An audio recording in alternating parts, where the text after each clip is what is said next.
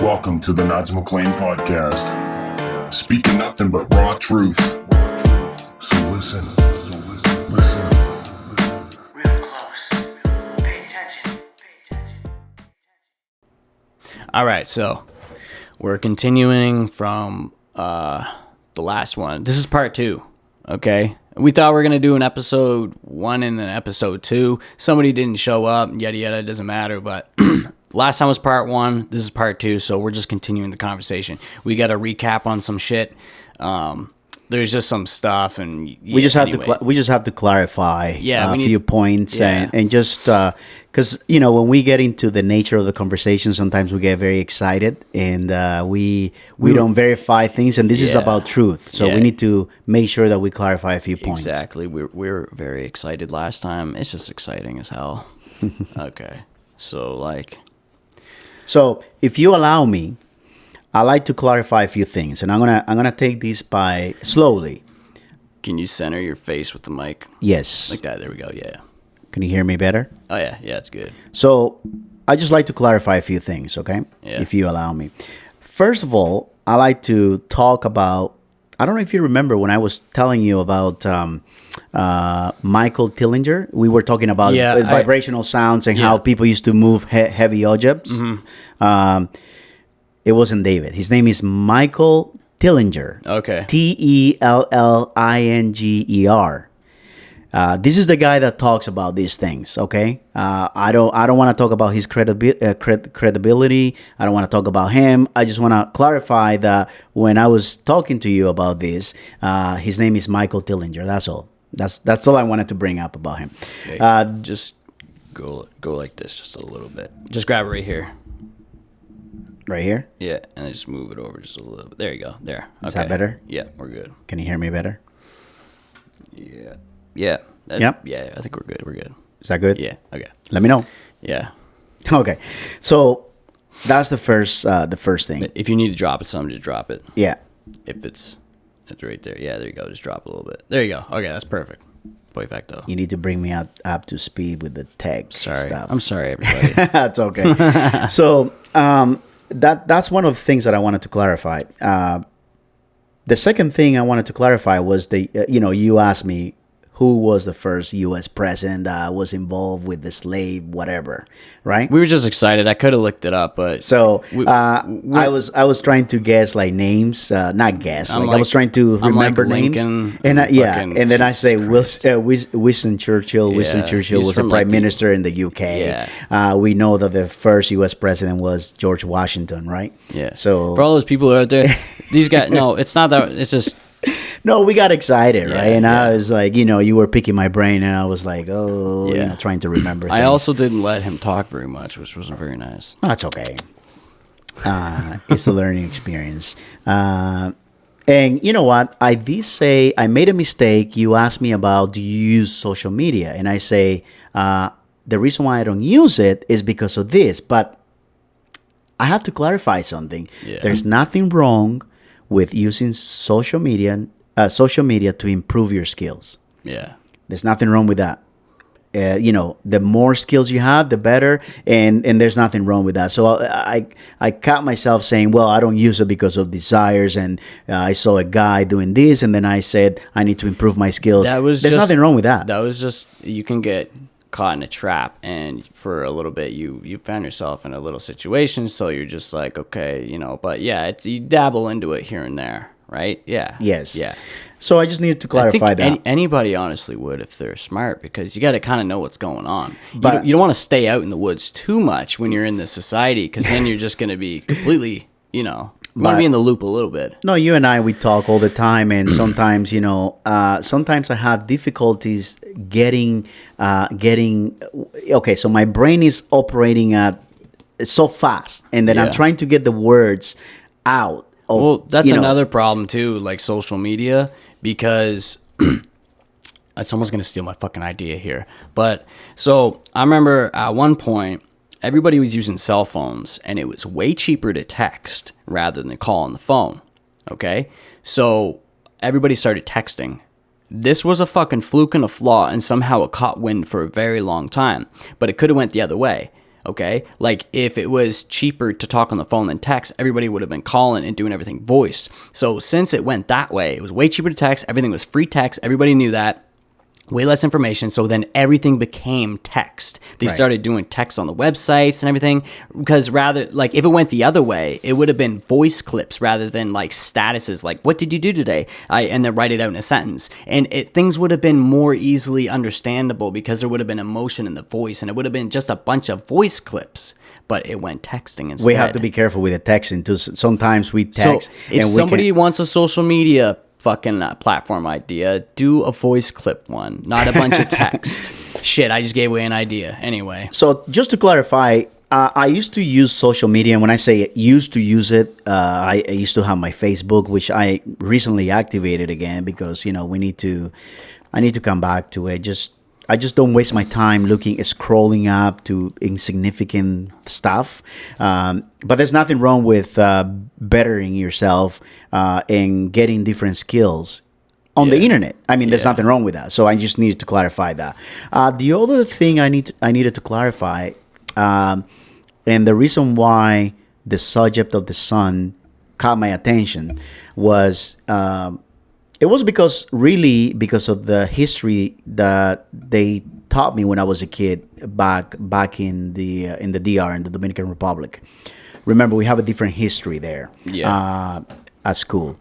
And when I came here, I started looking into.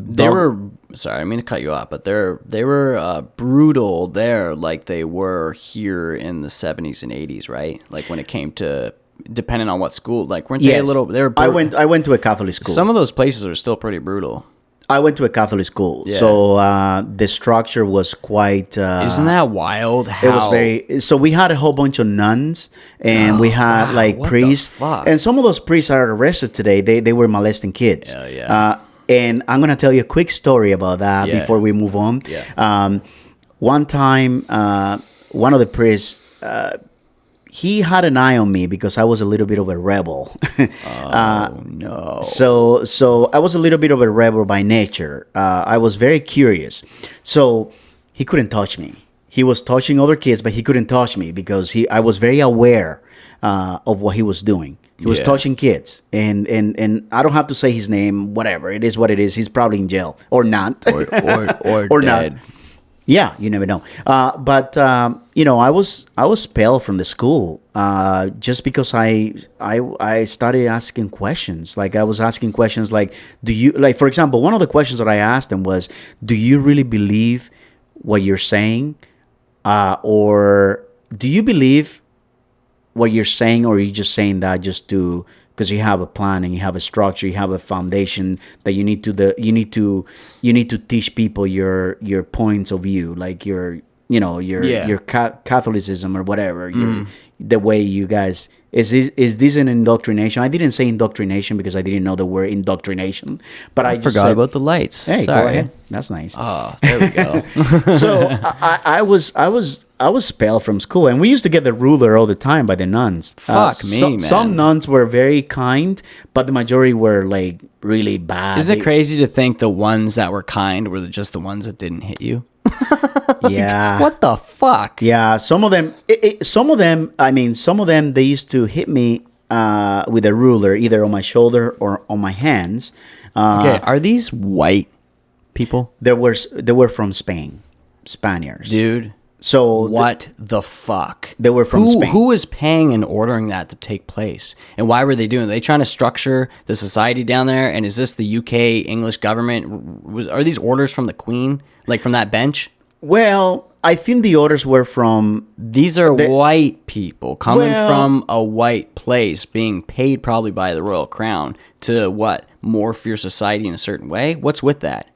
Do you know what I'm trying to say? I don't want to get into that, Nigel, because I don't either. You know why? And I don't mean to say I don't want to get into it, but I just don't want to offend people. No, I know. You know what I mean? Yeah, because it's a sensitive subject. It is. And people, we will need I don't want to open hours. up wounds. No, and you're right. No, and Okay. it's not opening wounds, but we need more than 2 hours to touch on that subject. Okay. Okay. I have an idea. Yes. I got to keep this on the straight and narrow. Yes. We gotta clarify and then go from there. So what else did we fuck up on last time? that we need So to the reason clarify? the reason why I like the subject of the sun, Yeah. is because, well, it's the thing, like you say, George Carlin say, hey, I can see the sun. And that caught my attention. George Carlin is a master. Yeah. So anyway, I follow Douglas Vogt. And I'm going to talk about his credentials, okay? He's an amateur geologist and a member of Geological Society of America. Amateur throws people off, because when you say amateur geologist, what does that mean? Does that mean that is he a scientist? Is he not a scientist? So the definition of amateur. Okay, keep talking. You're gonna look that up. Yeah. And that's the reason why I gain interest on this subject. We are too focused on so many problems here, which we should be focusing on those problems too. But I wanted to. We have a bigger problem here, and I think the sun is our biggest problem.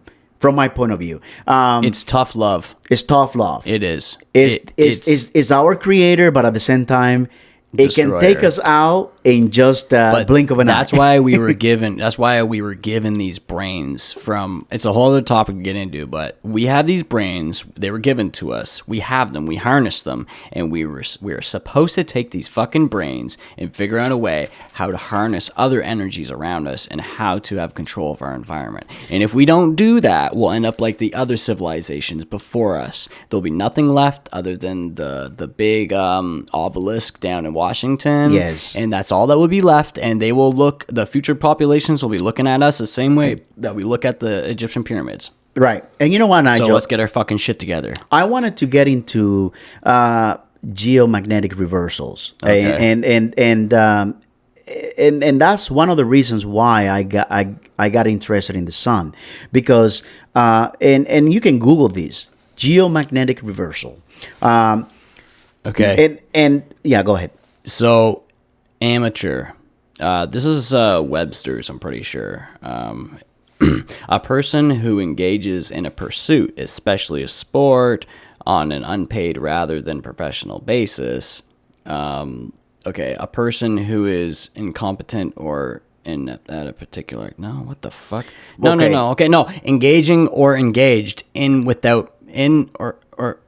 engaging or engaged in without payment, non-professional. So basically, when you're a professional astronomer, you have Yale and all these other people backing you up, right? And you're being paid. Right. But these other guys, they might have revenue streams for smaller sources, and they might have did some school, but they didn't completely finish. They might have got their master's, or they didn't like completely go through with the whole thing and get their, I don't want to say PhD, whatever, get the full scope, but like they're good, but they're amateur, and they're not. Most people like Nikola Tesla compared to Edison.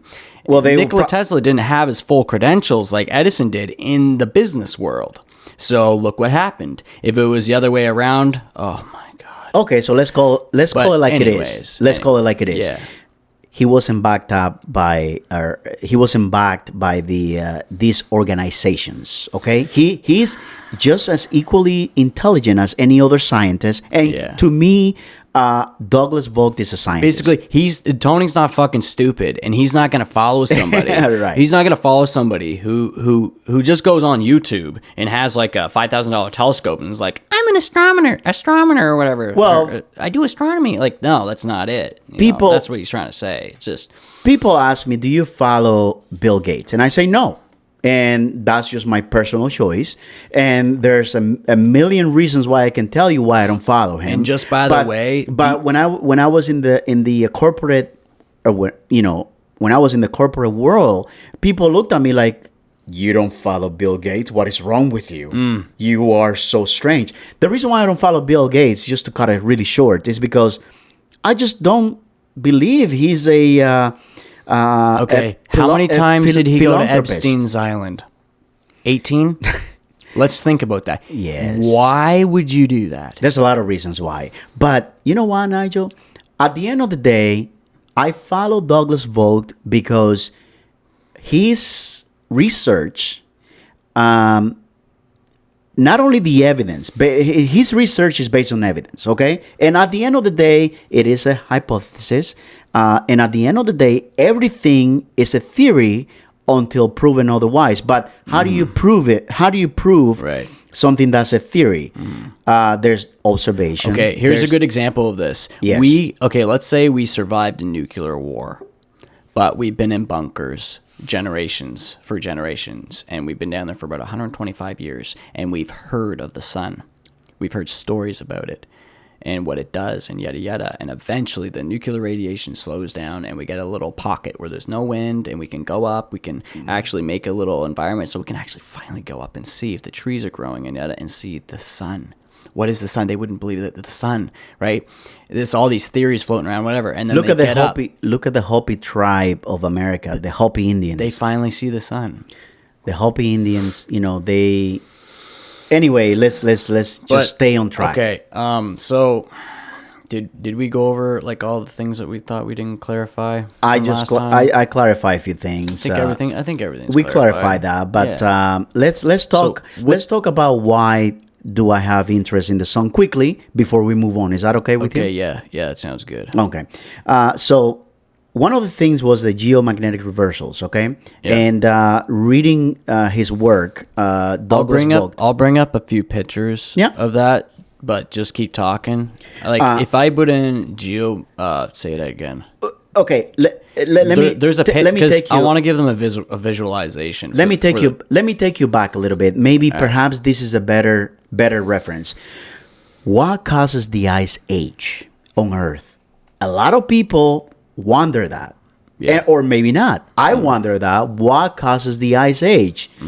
And let me summarize what I believe. I wrote it down here. I wrote it down just before we met. Just before I came. Sorry, not before we met. Before I came. So Excuse my English. So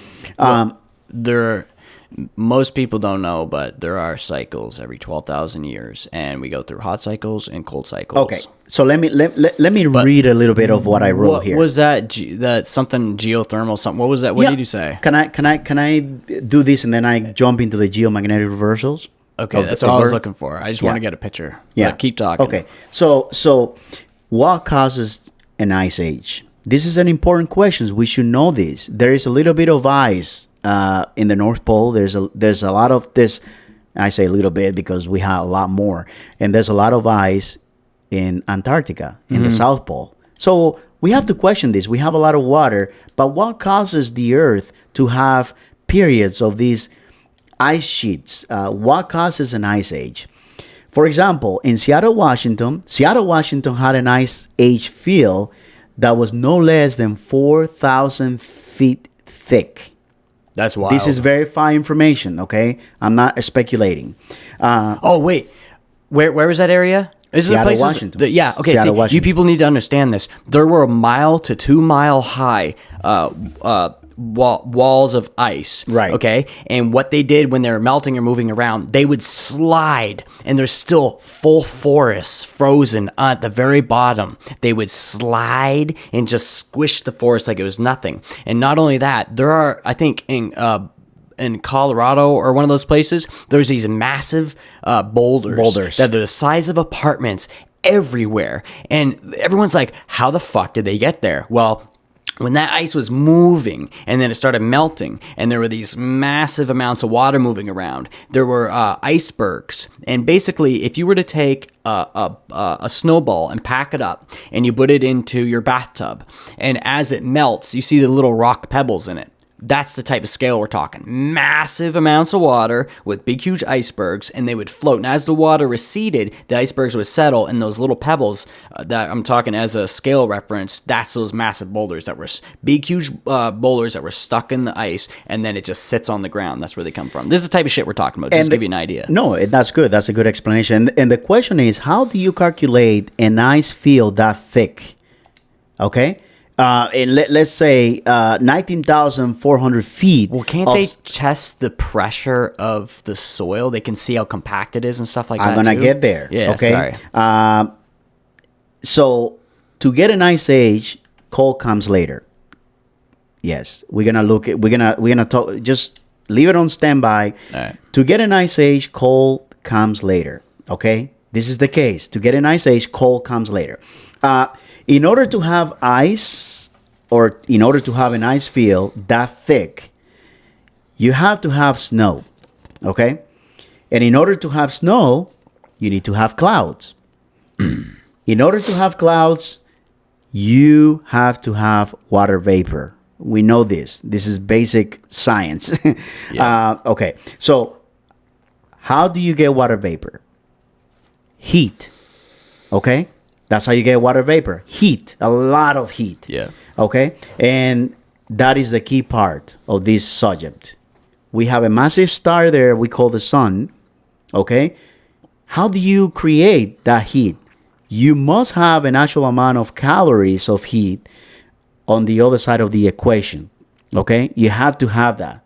Okay, and if you read God's Day of Judgment, chapter 3 and chapter 8, you're gonna see all that, because I'm no one. I'm not I'm not a geologist. I'm just a guy trying to research what's going on. So you have to have a lot of heat in order to create that vapor. So there are these people who go deep into particulars, and that's how our society is able to do things that we do. People like us, we skim on all these other smart people's awesome stuff, right? So we can gather up a good understanding of what's going on. But this is an important subject, Nigel, because just like I said in part 1 of the video, we don't live in a calm world. We don't live in a calm planet. We don't live in a calm solar system. This is chaotic. Okay, there are calm moments. There are calm periods of time. We on a regular basis, we have you people remember in the last episode I talk about time. So I'm not going to speak in those terms, because you need to understand what type of level we're speaking at. We live 100-year cycles around the sun, or not year, 100 revolutions or circulations or rotations. We live 100 rotations at a time. That's our biological thing. And let me correct you there for a second. Right now, and I don't mean to correct you, but let me say something before you move on. Sorry, hold that thought.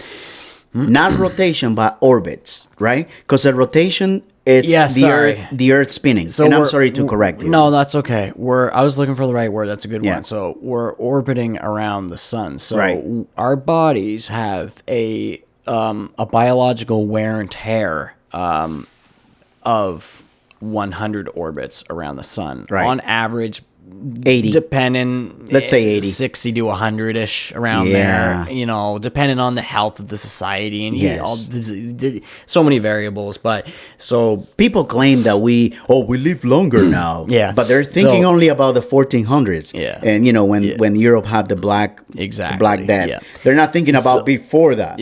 So right now, things are kind of subtle and nice, okay? But this is just that little tiny increment within this big, huge 12,000. I don't want to say year, because we got to get on another level of this. Right? So, but we have to say it that way because so people can understand. We have many. So I'll try to say both. It's still early, and as people start to learn and understand more, because people are so unaware of the fact that they're on a fucking planet. They're so unaware. Like, I ask people, when I'm out in Walmart randomly, I'll look at the cashier person or whatever, and go, "Are you aware that you're on a planet?" I go, "What? What are you talking about?" Luckily, we're tolerant, and we were talking about this off camera. You're very tolerant. I'm very tolerant. We try to be patient. Very patient, very tolerant. It's difficult. You have to remain tolerant, otherwise you go insane. So let's talk about the geomagnetic reversal. You can bring that up. Okay. All right. So you're gonna like this article. I just want to see what you think before I turn the camera on over to it. Sure. It says, I'm gonna read the title to you people. It looked pretty good, the screen. Like, I was thinking about using the big TV, but I think the small one, it looks great. Looks great. So do you like that title? Earth's magnetic field could flip within our lifetime, but don't worry, we should be okay. Wow. What is the source of that? There's many of these. What is the source of that paper? I only picked one. Yeah, no, that's okay. Extreme Tech. Yeah. And this is, I mean, one of the things that we mentioned in part 1 of this podcast is that Hollywood is very good at, telling you the truth in a subtle way. Okay, And mocking the truth. I'm gonna read just a little segment. This summer, the European Space Agency published data that suggested that the Earth's magnetic field could flip, as in the magnetic North Pole becomes the magnetic South Pole. Can you hold for a second? Yeah. Did you know that? Wait, in a few thousand years at a time. Did you know that when people started talking about, and this is how they give you information, bits by bits. I don't really like this article though. Bits. I don't like it either because it's funky. It's funky. Yeah. And you know what? In the 90s, when people started talking about this, Velikovsky started talking about this before. Like, I think it was in the... What's a good source for... I know NASA's the biggest source for it, but what's a good source for most of the... Just so I can get a good data site. Just read... And there are so many others. Oh my God, there's like hundreds of them. There's so many. You know what? We'll get into the source in a moment. So let's just get an intro into this and just kind of we need to kind of. So basically, what he's saying is there are these cycles, and things are nice right now, but they could get very rudely within our lifetime. And people are spending so much time on social media and all this stuff, and they're not really paying attention. They don't realize that we're not in such a calm world. They call it global warming. Yeah, it's calm right now. Let's talk about that. There's a lot of secrecy going on. Let's talk about that. That movie, I watched almost all of it. I gotta watch the rest of it, but holy shit. Yeah, it's funny as hell. I'm not gonna make spoiler words. Don't spoil it. If you're smart like us, like, it's funny as hell, but scary and truthful. But man, oh my God. They're talking about global warming and blah blah. You know, but look, let's get back to the geomagnetic reversal, okay? All right. The magnetic field of the Earth reverses, and the North Pole becomes the South, and vice versa, okay? So this is Googleable information. You can look that up. Some people think the Earth does this too sometimes. I don't know. It sounds ridiculous. Well, this is... Oh, I see. Yeah. Let's talk about that. This is you're talking about physically, not magnetically. So we need to start from a beginning before we can close it. You know, it might take us 15, 20 minutes to get to where you're trying to get to, but just do your thing. Bro. Okay. I'll sit back. So let's talk about this, okay? Because geomagnetic reversal is the magnetic field of the Earth flipping. You know, the North becomes the South becomes the North magnetically, okay? We wouldn't know. I don't mean to cut you off. We wouldn't know that it would flip because we're suspended in space, but we would know from like earthquakes and storms and stuff. We will know. Yeah. We will know. And they are giving you bits and pieces of information about this. And I think they're training even they are uncertain of when, because we live in these 100-year cycles of life. Well, there is evidence right now, and the good thing about the internet is that there's a lot of shared information. So even though they're trying to suppress a lot of information, some of those scientists are not fully mainstream. They want to share information with people. A lot of these scientists are still trial and error. And the scary thing about being trial and error in this big experiment on Earth is... And there's a lot of debate. We're the guinea pigs. There's a lot of debate among the scientists too. So there's right now the mainstream science is about like a reputation and I'm important because I did this. But some of those scientists are quiet. They're not mainstream. Yeah. So and that's why in the previous podcast I was telling you, Nigel, Neil deGrasse Tyson. Sorry to pick on him.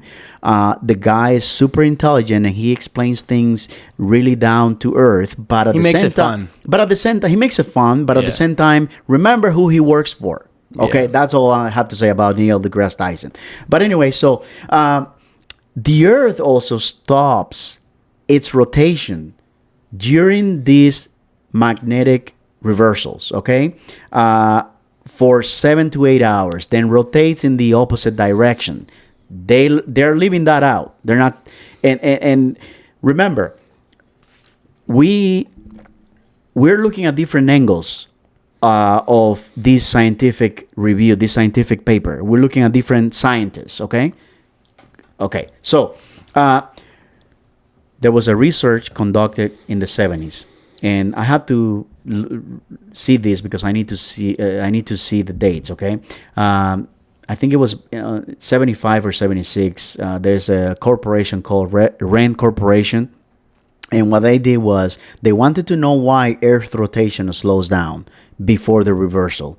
Right now, it's speeding up.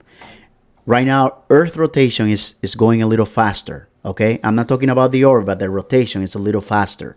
But they wanted to find out just before that magnetic reversal, Earth starts to slow down a little bit. So it goes faster, it goes slower, it goes faster, it goes slower. So they wanted to know what happened, and they have concluded that the Earth magnetic field causes the rotation on Earth. I don't know if that's true. I'm just talking about their research. They're saying that the magnetic field of the Earth is what causes the Earth rotation. Who knows? I'm just saying that. They say that it travels. This is why I need to get a fucking keyboard for this. I will try to do it for the next one, but I'll just do it on my phone. I'll try to not. Look it up. I don't want to seem too distracted, but the sun or the Earth spins how fucking fast in one day? Like it doesn't it travel like 27,000 miles an hour or something? We have to look. We have to look it up because I'm not sure. Yeah. I'll look it up. And so it's spinning on the mantle, or the crust is spinning on the mantle, but it's also as the whole body is spinning as well, right? But the Earth is, and we have to grab another. We have to do another podcast about this, about Earth, and because you know what, Nigel, the way we are taught at school, in schools, they kind of break the Earth and they show you the inside of the Earth, what they think it looks like inside of the Earth. But it's not like that. No. The Earth has a lot of cavities and a lot of magma and lava flowing around. Roughly 1,000 miles per hour. Okay. So within a day, it's going to be.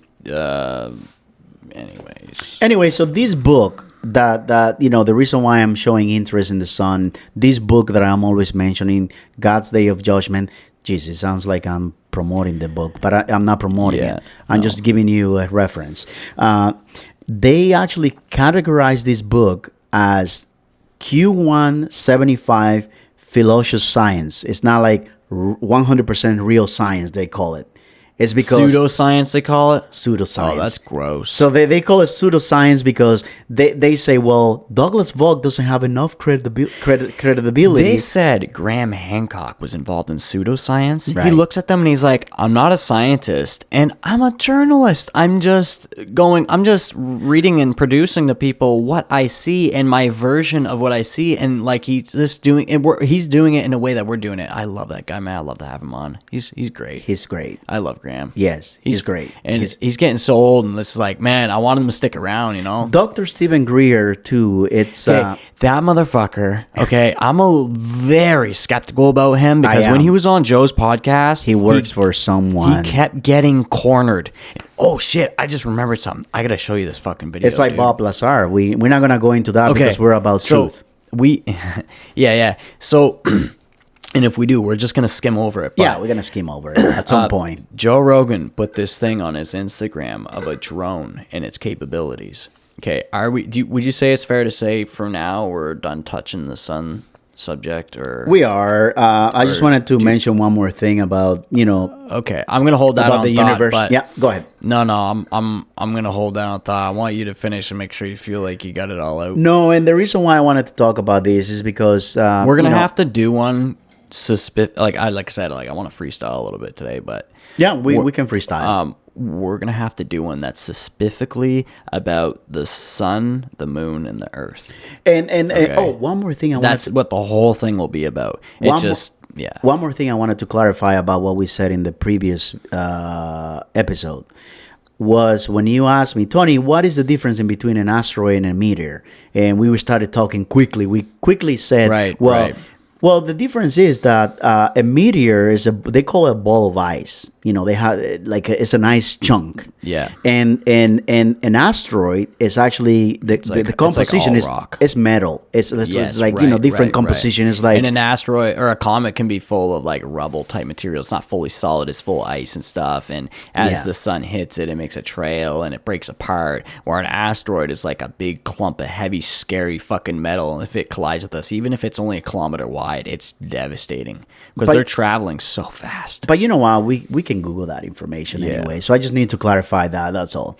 Right. Yeah. So just so like we're not, we're not dumbasses. No, we just get Yeah, excited about this. I get very exactly. excited about the topic. Me too, And I dude. remember mentioning that Planetary Nebula there. Yeah. They call it Planetary Nebula. I actually know the names of these particular ones. I just don't even remember right now. It's just there's so much to remember. But I picked these ones because, like, I have some paintings that I'm working on that are color orientated with blue and turquoise and like a purple and violet because those You're colors, quite talented. Thank I you. remember those painting that you sent me. I still got a lot of work to do, and I'm eventually gonna put some of that onto a painting podcast, but that's a whole nother shabam. I gotta bring in the money first, folks. And by the way, we're not doing this only for the money. We're doing this just to discuss different subjects. Something different than the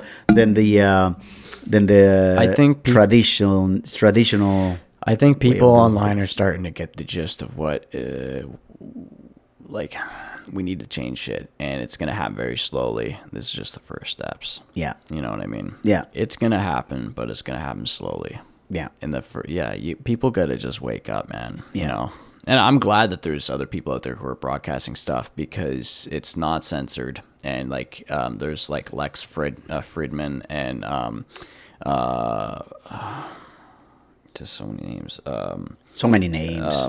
The Carlson guy, like all these people have these awesome podcasts, and there's so many names. Like there's so many awesome ones that I can't even think of right now, and they talk about so much stuff, and it's helping. It's like it's slowly moving to something else, where before it was all like news coverage and very heavily monetized and curated stuff, and that made a whole new generation. But now we got this new like. Well, this is a new age, This is a new age. And you know what, Nigel? This is our opportunity to finally wake up. Yeah. This is our opportunity to break free from this abuse that we're going through Earth. Okay, so I've been thinking this for a very long fucking time, dude. It's so basically all these UFOs. Okay, and when we say UFO, a UFO is not a disc. It is a unidentified flying object. Yeah. But it could be a UMO, unidentified moving object. You don't want to. That's a one problem that You don't want to you don't want to hang up on the name. That's people all. classify things like Tony is a yada yada, or I am a Conspiracy theorist. Yeah. So, all right. So, here's the thing. I think they have been using the whole entire alien thing to keep people, because what they want to do when they're working on something top secret and they're working on super highly advanced, sophisticated drones, and I'll give you an idea how these drones work. It's a distraction. We're right? talking about gyroscopes. So the International Space Station has gyroscopes in it. I think like 12 or 18 of them. And in space, there's no unless there's friction. When you spin something, especially if it has a magnetic orbital shaft contraption, when you spin a what the fuck did I just call that thing? God damn it. Jesus. Oh, gyroscope. When you spin that in space, it'll spin forever. The only thing that'll slow it down is the friction between how the mechanism is made. But you just give it a little tap of energy and it'll keep going. It can actually generate its own energy to keep itself spinning. Okay. Isn't that how they're harnessing gravity? This is how they're moving the space station. Gyroscopes. So if I were to take a metal shaft and put a heavy disc on it and spin it with a drill and if you hold that fucker, it'll literally force itself up like this, up to the air. It moves, it has power. So they have these gyroscopes on International Space Station, and they can move the space station like this. You ever wonder how they maneuver it? Yeah. With the gyroscopes. Oh, wow, yeah. So when they're making these drones, I'm talking about super highly advanced stuff here. They make gyroscopes, and then there is some type of magnet mechanism with liquid metal on the inside, and that's usually why it's like a disc shape. And the liquid metal and the gyroscopes and the electrical magnetic energy that goes around it, it's not about aerodynamics at this point. It's something completely different, and it's using the energy of the spinning, and it's making its own gravitational field through the liquid metal and just the spinning and the whole mechanism. And these things can go like the Tic Tac video with the Sergeant Fraser. Have you seen that? I haven't seen it. No. You haven't seen the fucking Tic Tac video? No, haven't seen You're it. kidding me, dude. Bring it up. I haven't seen it. Oh, okay. Or whenever you can bring it up some other time. Okay, so there is this pilot who spotted this thing.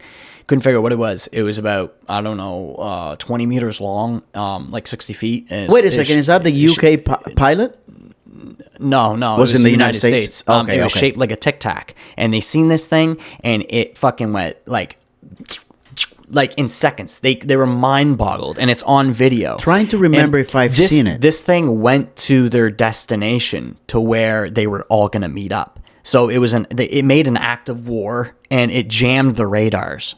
So it was right. You know who talked about this before? Joe talked about it many times. But you know what? Bob Lazar talked about that reversing engineering some of that stuff. Like, if, for instance, he talked about, and I'm sorry, I don't need to bring Bob Lazar here. Yeah. But he talked about this. He talked about these devices. Well, that he said that. Did you see that they thing reverse about engineer the handprint thing? Yes. He said when he went into the place, they would have these hand scanners, and somebody found one, kept it somehow, and got a picture of it.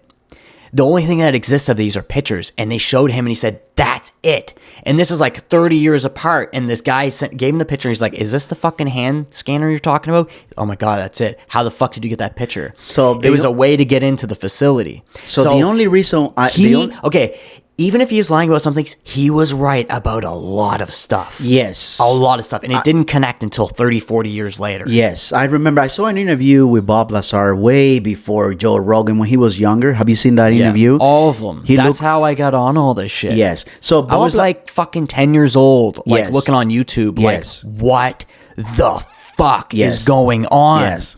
So this is what I'm trying to get to. These things... And I also think maybe this is just conspiracy. I don't want to go over the fence. I don't believe this stuff. I'm not a crazy person. You know the crop circles? Yes. That might just be a part of their whole thing to keep everybody thinking that it's aliens, but it's just their technology. And once in a while they get spotted, and they don't want everyone finding out that it's actually them. So they want to keep it like completely so mind-boggling, unable to figure out, to where like they want to keep the distraction off themselves. But really what they're doing is they have super highly sophisticated drones that don't house people, and they can do amazing shit. They can do fucking mind-boggling shit with them. And no, it wasn't created by the Nazis. Yeah, no. Just like they always bring the Nazis. This is why I got to show you this video, and I got to figure out a way how to find it on YouTube. So let me ask you a question, if I may. Bob Lazar, I know that people have a lot of problems believing him, but do you think that is it true that they reverse engineer some alien craft that they found in Area 54? Okay, this is what they're doing. I know what they're doing. It's psychology 101, dude. This is what they're doing. So it's a distraction, is it? Yeah, dude. This is what they're doing. They are fucking around with shit, and they're seeing how top secret they can keep it. And they can see by compartmentalizing people. They want to see if people can figure it out. So they bring in somebody like him who's really fucking smart, right? We're going back to elaborating words here. So, and I'm not and remembering things. This is, you guys gotta understand, I'm skimming the crop, okay? What about Alex Collier? You got to think, if you and me have technology that's 100 rotations or 100 years ahead of everybody else, we want to see the intellectual intelligence of individuals to see if they can get to that level without making other jumps, because you usually have to go step by step to get to a certain point. So they bring in him, and they say, they don't tell him if it's alien, looks fucking alien. They make it look right, and they want to see if you can figure it out. So that's a strategy by the it's a military complex psychology strategy to the point where even Bob doesn't know what the fuck's going on. Nobody knows what's going on. You see what kind of fucking shit they're playing? But this is what I'm trying to get to. Wait until you see this fucking drone video.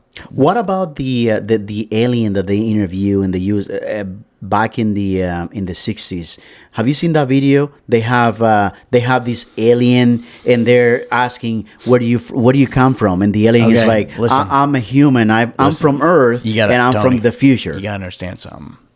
The military really started getting involved with LSD after Albert Hofmann discovered it. Okay, so when you do LSD, you get so jacked with your mind. Okay, like I remember, like when I did it for the just the first time, but the second and third time, once I really realized the power of it, it is literally like, I've heard this expression before and I love it. I don't remember who said it, but this is the power of LSD. If you were an ant, you could build the Statue of Liberty and disassemble it 3 times over in less than a second. That's the power of LSD. Wow.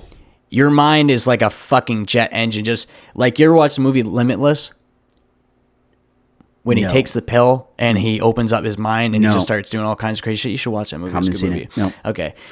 So I cannot even give you the slightest idea of how much power I was able to use during like the times when I actually had the pure. It came from this chemist. Okay, they kept it in behind a fucking picture frame, and they forgot about it. It was like $10,000 worth of LSD, and I had big dibs on it, and I ended up going through quite a bit of that stuff over a period of time. I probably did it like 50 or 60 times.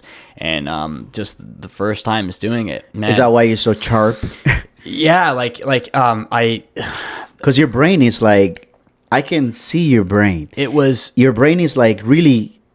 like the electrical signals on your brain, I can feel them. You're thinking in so many directions. It's fucking supercharged, and it's literally as if it didn't leave. It's like this when I wake up. Like I get exhausted and everything like everybody else, but like it's fucking go mode 24/7, and it's not like a hyperactive type thing. It's so what is the issue with the authorities and these what they call drugs? What is the issue? They know what you can fucking do with this stuff. They want to keep you dumb. You have That's what no it is. fucking idea. I hope someday, I'm going to say this, I hope someday we can, I don't want to incriminate myself, but okay, we'll just have to dabble around sometime, okay? Because right now, it's just like, remember marijuana? Remember how it was so right. We were gonna discuss this. So everybody, you need to know, like what he's trying to say. Marijuana was, oh my god, no, this is, you have a drug problem. This is terrible. So now it's okay. The government can make money. Now it's medicinal. It's legal. It's medicinal now. Before it was like, you're doing drugs. Yeah, you need to go to jail. You need to go to jail because marijuana is illegal and it's. So this is where I was. I want to get way off topic. I need to go right back to where we were. You got to understand what these people started getting into back when Albert Hoffman came across that in 1927. Once the military realized, like, holy shit, you start becoming a super intelligent psychologist, basically. It's like 1,000 years of intelligence in one trip. And you get smarter every time that you do it. And that's what they started doing. So when we're talking about these things that the military or these high-ranking motherfuckers are doing, they're doing things on extreme levels. And they're doing nootropics and all types of stuff. You know, they're way up there. So that's a problem, because then what you're doing is you're suppressing humanity. It's for their own benefit, reaching its potential. You're suppressing humanity, keeping them dumb so that they consume. Yeah. Not only pharmaceutical I think pharmaceutical products, but also silly things like, you need to use this shampoo, you need to use this food product, you need to use this. So is that the goal, to monetize everything? They can make money, keep us stupid, and we don't reach our potential? What is your opinion on that? Tell me. I think they're very aware, they're very sharp, they're very smart, but what is the ultimate goal here? That's what I know. What I think is that they are still locked into an ancient belief system, ancient belief, but reward mechanism, an ancient dumb monkey mechanism that they, even with all this great, it's very draconian. Very draconian. They're still trapped in it, and it has something to do with tribalism, being stuck in a group. So let me ask you a question, and I don't want to go deep into this. I know that we talked about this, but let me ask you one question. I saw an interview with Alex Collier back in 1994. Alex Collier talked about this. Okay, he talked about how humans were imprisoned. Essentially, we're in prison, but he talks about shit like the reptilians are controlling the whole thing. And I still have a problem with that. I have a problem with that because I don't think reptilians are controlling us. You know what I think they're talking about? What do you think? You know what I think they're talking about? we have a reptilian brain. We have gills before we grow lungs. We have a reptilian brain. There's a part of our brain that's reptilian. When they're talking about that, I think subliminally they're talking about David Icke talked about this too with Credo Mutua in the 90s. You people need to keep this. You need to understand that there are creatures in the ocean like octopus that can transform and change and shape their skin on the flick of a dime. Yes. So if you were to look at something that I don't believe this, I'm just talking, I'm skimming the fucking crop here. You gotta understand, okay? When you look at a raptor, super highly intelligent creature. They're very fucking intelligent, okay? And a lot of people don't know this, but I think like 90% of dinosaurs had feathers or fur. So the depiction, they don't want to rewrite the books, but the depiction is they are all supposed to have feathers. So the raptors, when they would run, like on their shoulders, they had feathers, so they could cut corners real fast. They use aerodynamics to sharp turn. They would stick their arm out. They go like a dime, okay? But let's say if they lasted that blast and they slowly evolved into another creature, I'll show you what it looks like. Someone made a depiction of it. And if these motherfuckers are living in the ground, and if we're talking about reptilian mind, when you see them, you'd be like, that is possible. Yeah. If we came from monkeys or a shrew. You ever see that 65 million year old grandmother, the little shrew? The Lucy? What they call Lucy? No, it's like a little, I'll show you the picture of the shrew. Okay. I think it's 65 million year old.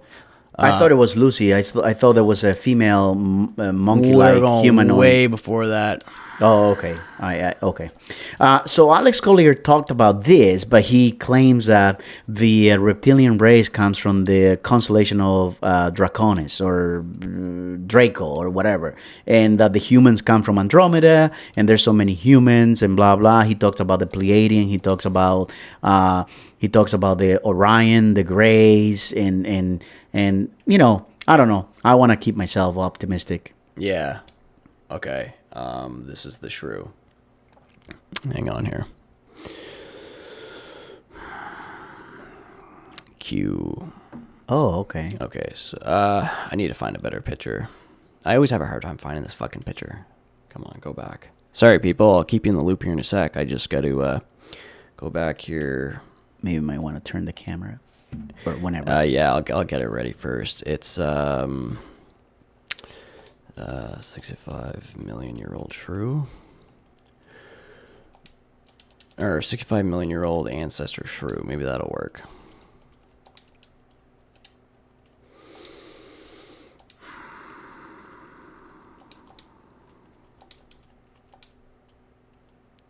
Shrew ancestor. Yeah, I definitely gotta get a keyboard for this. Sorry, people. That's okay. Yeah, no, it's I haven't seen it. Is it? It's supposedly. Is it a mammal or what is it? Yeah. Oh, there she is. Oh, okay. Supposedly, this is your 65 million year old mother. Hang on. And if you look,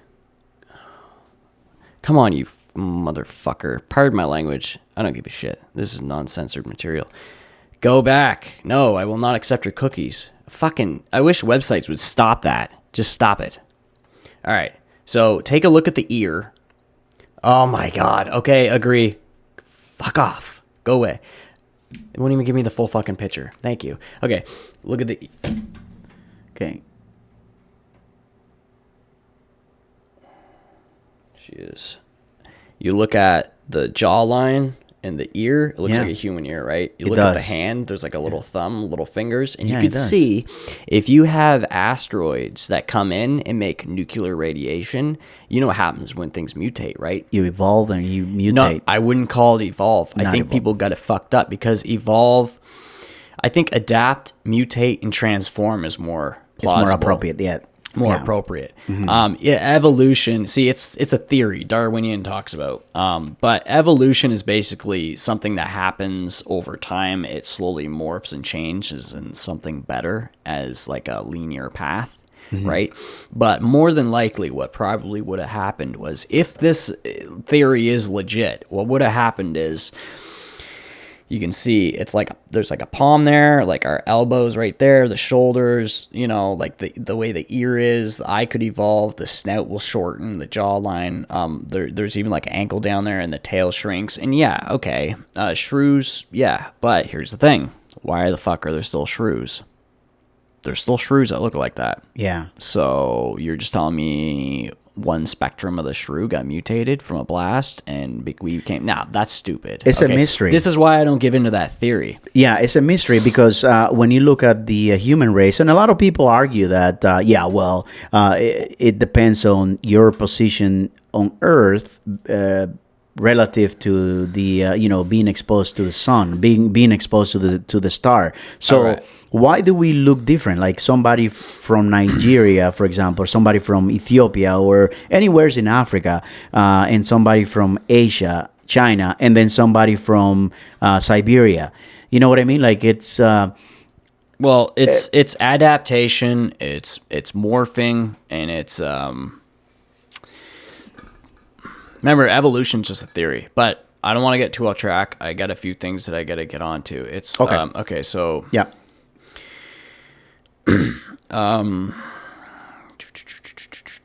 So the shrew. what were we doing before the shrew? What were we talking about? Oh, we were just talking about. You were talking about the space station. How Oh, right. Okay. Talking about gravity, and I think it was Okay, let's not go. gravity. Let's go back to that. So what I was trying to show you with the, I got to show you this video. This is a drone that's been released to the public. I'll put on the.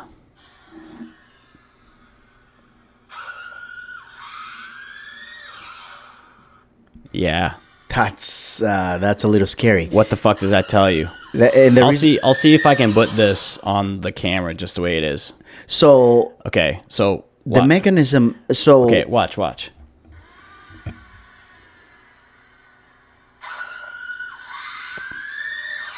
See that drone? Watch again.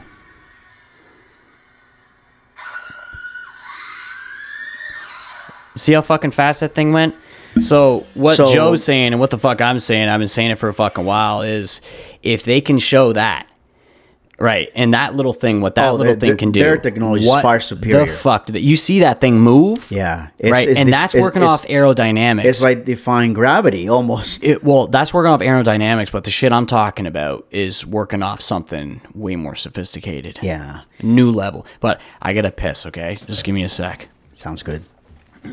All right, people, we are back.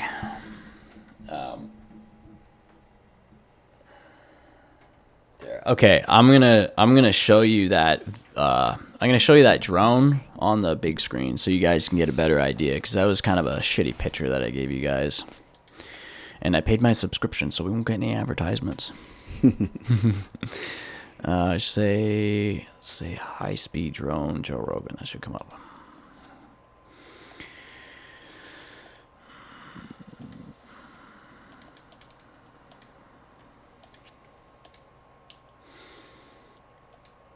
There, first one. It's a very particular one. Oh, okay. Joel.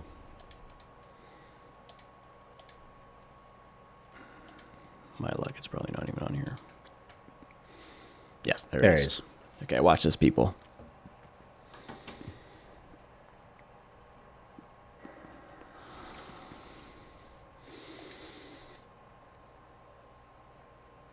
Look at this thing. Boom. It's crazy. Meow. So was that like a loop, or It just did shot did forward. it just shot forward? It and shot then forward, left, took a left, and then and then up. Yeah. Or play it again. Let me see. So forward, forward, left, up, and then over. Yeah. Wow, it's crazy. what? That was what? 2 seconds. That was two. And that's you know a what? little tiny rig. So if they're showing us that technology, What the fuck do they have? What do they have? yep. So yeah, I want to get back to, you were on a good track of mine there that I liked. You were saying Well, my question is, what is the problem with LSD? What is the problem? Okay. Why is it? Things can go very bad very fast. They actually did an experiment on a little French village back in the 60s or 70s, I believe. For people who want to look this up, just type in LSD Experiment French Village. What they did was they were kind of disconnected from everybody. You know, they might have had landlines, stuff like that. So LSD naturally occurs in rye bread, or in rye, and it comes from a fungus called ergot. Only rye, not barley, or just rye. Wheat? Just rye. I'm pretty sure it's just rye. Okay. And the fungus ergot has to form. It's in the same family and process as a mushroom. Okay. So a mushroom grows, and its outer form, to show its inner intelligent body, it manifests itself in these forms, right? It has there's some beautiful mushrooms out there. There's some crazy. I got some cool pictures on my profile. So you might want to bring some of those up, because I every time I'm in the woods, I'm like and I'm like, should I eat this mushroom? And then I'm like, no, maybe I should. Have you ever checked out Paul Stamets? No. Oh man, I gotta link you up with that. So many things I haven't checked. Paul Stamets he lives in Vancouver, and he is the mushroom king, dude. He is fucking. I love that guy. He's amazing. He's got the best ideas about how to fix forests. Like, he made this little box that has all this stuff in it. You set it down, and it basically builds a whole forest in 15 years. Just a little box. Wow. Bugs come by, birds come by, and all this stuff, and then you can take a dead, cut down forest, and it completely boom in 10, 15 years. Just this little tiny box. Wow. It's amazing. He talks on the topics of how is it us and the creatures that are in control of the environment, or is it the plants? Because they control the food process, the enzymes and the amino acid process of everything that happens to our bodies. It's interesting. They're very intelligent, and there's a neural network that happens underneath the earth. Mycelium, you know that white fuzzy stuff that you see on mold, like on an old moldy piece of bread? That white fuzzy stuff, that's mycelium. That is everywhere, and it goes down to 3 miles into the ground. And when you step on the ground, it knows that you're there. It rises up to your feet.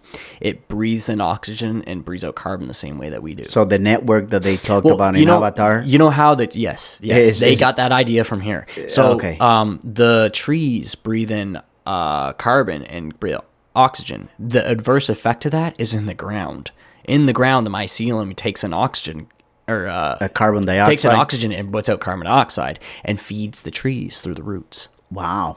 So that system feeds underneath the roots, and we feed the trees with our carbon out here. It's interesting. Yeah. So the global warming show. So hang on, you were saying, so we were talking kind of about the whole LSD thing, and so when you get into that whole thing, you start becoming like a psychologist professor, basically. You become very fucking smart, and that French village. So what they did, it comes from ergot. It's like the fungus type of thing that goes on there. So they put LSD in the rye bread. There was only one baker in the village, and everybody got their bread from that baker. So everybody was getting high on LSD, and nobody knew it. And the cover-up story by the CIA, or whoever was doing it, I think it was the CIA, was that, a fungus was formed in the rye bread. Really? They went down there and acted like they did a thorough investigation, when really they were the ones that did it. And these people started... So is there like a documentary or some type of report? You can find a report about this. People who tried reporting on it ended up... I think a couple of them got killed or something like that. Oh, okay. Of course. It was trying to cover up on cover up on cover up, but that's it. They problem, reaction, solution, like David Icke says. They do these things, so they go and investigate it, and they know that they're the ones that did it. So we have to. Right. We also have to do a podcast about the COVID thing. Cooties. The cooties. We're gonna call it cooties, so we don't get kicked. Yeah. People started getting high, kids, everybody, and they started lighting women on fire, calling them witches. Oh, so they thought they were possessed by the devil. So it really went wrong. Yeah, and this is why they did experiment. They wanted to see what happens. But does it have to do with the dosage? When you're unaware that you're being dosed, bad things can fucking happen. That's why you never dose a friend without telling them. So wait a minute. By putting it in the bread, they were already really religious. Okay, but by putting it in the bread, wouldn't that you don't have a control. So they were getting high to the point. Oh my God, So they could be that's high for dangerous. 7 to yeah, they don't care. No, they that's could be high for dangerous. 7 to 14 days at a time. So high, they don't even know. Like, Especially they- for somebody that's like that. never like, done it before, and Oh they're really my God, religious. It's catastrophe. It's the worst thing you could do to somebody. Okay, it's up there with mass Well, killing. there's no dosage, right? It's like you eating some Some of those, people are getting a little tingle. Some people are getting high for a week or two at a no, time. some of those people eat bread like crazy. Some Yeah. people eat bread like 24/7. Some Yeah. people eat bread in the morning. and they're doing this to kids, women, men, whatever, all ages. Wow, I wasn't aware of So that. yeah, and so they thought they were possessed, and all the stuff was happening. They started lighting people on fire, and there was a lot. And they were documenting this from the hills. They're watching from the hills, like look at that. Like okay, and that was right around the time. Like you know the thing about It's like pandemic. Am I allowed to say that here? yeah. So No. you know that Okay. guy with the little Nazi symbol in between his forehead. Yeah, he was. What was his name? Is he in prison still? I think he might be dead. now. Mason, something Mason, or You know who I'm talking about. yeah, right? I know who you're talking Okay, about. Just so- can't remember. He has like dark eyes. You know what? He started like a cult and everything, and he impregnated all these people and did all this stuff. But he was very intelligent, Nigel. They were doing a secret operation with him where they were dosing him with LSD, and at that same Really? time, I didn't know that. Charles. The fuck is his name? Hopgood, Something Charles. Something. Charles Hopgood. No. So they were taking these regular Joes who would come into brothels, and they would put LSD in their water just to see what would happen in these brothels. I've seen so many of you with that guy, Charles Mason. Charles Manson. Manson or Charles whatever. Manson. Something I think like that's that. what it is. Charles Yeah. Manson. So this guy, I've seen so many reviews where They he's like trained- really, listen. he's really in thought, and he's like They trained looking, him, and Tony. he's like They really, they trained him Psychosis 101 with LSD. really, I didn't. They know gave that. him psychological tools. And then when he talks about it, nobody believed him because they thought he was nutty. He's like, you people have no idea what type of shit I know, what type of shit they do. Yeah, I remember him saying something They like that. were doing bad things. Wow. And he was involved with it. I wonder if he's dead now. Okay, so all this ties in with like what you were saying. You're like, so why are they so scared to do? So it can be very beautiful or it could be very catastrophic. So it's hard to control then. Yeah. So would you say that the dosage? Well, there was the LSD Godfather who made 1 million hits of acid and did the sugar cube thing and put it out and put it out there, just like the Godfather of MDMA. You know about MDMA, right? Yeah. Well, I have. Yeah. I know so- a little bit about it. Yeah. So You know what's funny? You have taught me so much about things. You know, different things. And it's funny because a lot of people think like, well, I'm older than you, so I should know more than you, and I But in this case, there's a lot of things that you know a lot more than me, and there's a few things that I know a little bit more. vice versa. You know what I mean? So it's a mutual thing. Yeah, for sure. Is that in my face?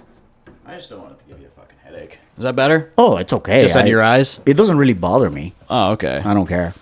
I don't want you to be distracted. Okay, so Yeah, so that's the issue with the LSD. So I think it's a matter of so it can go really peaceful, go really really bad. beautiful, or it can go really fucking bad. you don't And want here's the that. thing about LSD: you could take your cup there of the red cup. Yes. Doesn't have a name on it. Right. It only has the Canadian flag or It the maple says leaf. just the maple leaf. In backwards, it says snot row mitt. Snot row mitt. So the snot row mitt. So anyway, you could have that full of LSD and get the whole city of St. John high. Wow. That's how potent it is. It's like DMT. Like you could literally, like, if you had ice cream keg or like a beer keg full, you could get an entire like million people high as just regular dosage, and that's like the potency. And basically, though, like, these things are here to get us to where we need to be. I think this is just a theory, but at one point, there are people who speculate around this, but at one point, we may very well have had the capability to access what those things give us on our own. I wonder if at one point it was disconnected from us to relearn it. I wonder if a lot of people talk about that with Atlantis. What I'm trying to explain, and Lemuria. What I'm trying to explain, Or is that to you, too far back? Okay, well, basically, these substances, when you take them, it's just releasing what's already in your brain. It's not the substance itself that's getting you high. Right. When the dopamine, oxytocin, and serotonin... It's just assisting your brain, that's all. All it's doing is sending a little messenger. Like a signal, yeah. I call them like little pouches of heaven, basically. Little pouches with floodgates. Like, you know, the floodgates when at the shipyard where it's a big open space and it's completely empty and there's a big gate there and you can open up and let the water in? Yeah. It's like that. When you take something like LSD, these little things go up and they go to the receptor, and then it connects to the receptor, and it opens up the floodgate, and it lets out a shit ton of dopamine and all that, and it can broaden your perspective and give you this crazy experience. It's just what you already have in your head. It's like MDMA, for an example. You feel like you're having an orgasm the whole time. Like, you know, when you're like, ugh, and then within that 2 seconds, you're like, whoa, I feel amazing. And it's opening up the same floodgates.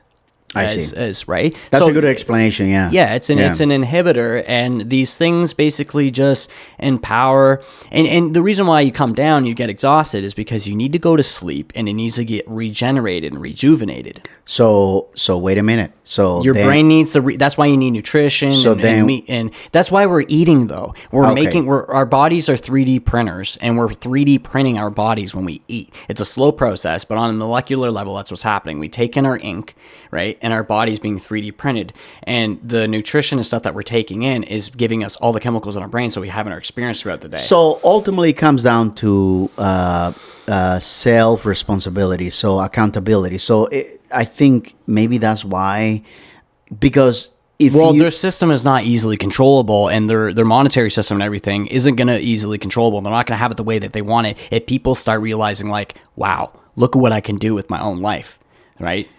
Well, that's what it boils down to. But sooner or later, a population high on Ativan and high on, or drinking alcohol and smoking cigarettes and fucked up on antidepressants is so easy to control compared to people who are doing LSD and DMT and realizing that they're one with the universe, and that we need to not use money, and that we need to take care of one another, make sure nobody's starving, and we need to make technology, like Nikola Tesla said, for 1 decade that they do discoveries in non-physical phenomena that has to do with technology. They will discover more in that decade than they have an entire century with physical science. But you know what, Nigel? I think when you have groups of people benefiting from, again, going back to the money thing, when you have it only works that way because it's the way the beliefs, and they have it set up now. See, a society can run. A society can literally run without money if everybody has a different mindset at birth, but they get everybody when they're young. They get them into the system. As soon as they get 5 years old, they don't have a fucking chance. So right? That brings my question up again. What is the ultimate goal here? Because for them, ultimate control, so they can just do whatever they want. Okay, but check this out. Sooner or later, it's gonna collapse. But they're gonna lose that control, and they know that. That's their biggest fear. So. But what I want to do. What do you do when you have a large portion of the people waking up all of a sudden? What do you do? Because a lot of people are waking up. A lot of people are. I mean, they're distracting people going back to these devices and the metaverse and all that stuff. But at the same time, there's a very large amount of people waking up. What do you do in that case? Because it's going to be turmoil. You start a problem problem reaction solution. Right? Okay. They gotta change the focus. They gotta make chaos. So now there's a reset again. Another thing, you people need to understand this. Back in World War I and World War II, all countries were in debt so bad to the point where some of their taxes had to be raised up by 75%. With their system, the only way. Okay, back then they didn't have. Man, did you see Europa? Hang on. Back in the day, they did not have, what's it called when you get all your debt cleared? What's that called? Bankruptcy. They didn't have bankruptcy back in the day. You want to know how they did it back in the day? They had war, and they killed people to clear the debt. If those people are killed, they get the new generation to be on debt. So when their system starts going way overboard, the only way you can fix it is to kill lots of people, and they can make it seem like wars are breaking out. But people already know that practice, right? Where did Hitler get all that money from? No, I'm I being wanted serious. to talk about this. Okay, just tell me. Well, where did he get all that money from? The Rothschilds family. Yeah, he did. He was tied No, you're with right. them. You're right. And then these people, these people are saying, "Oh, you're killing all of the, you're an anti-Semite, you're killing everybody, blah blah." But then at the same time, it's like, talk to Mr. Rothschild. Hey, I have two things to ask you. Where did he get that money? You said the Rothschilds. That is more than likely 100% Well, correct. and But that's wait, one of the- I one of wondered this since I was in elementary school when I heard about the invasion that he made on Russia. Why would he send, what was it, 3 million troops with 200,000 tanks, 20,000 airplanes? Why would he do that when he knew the odds were bad? He knew there's no way in hell you can invade Russia and succeed. It's fucking manslaughter.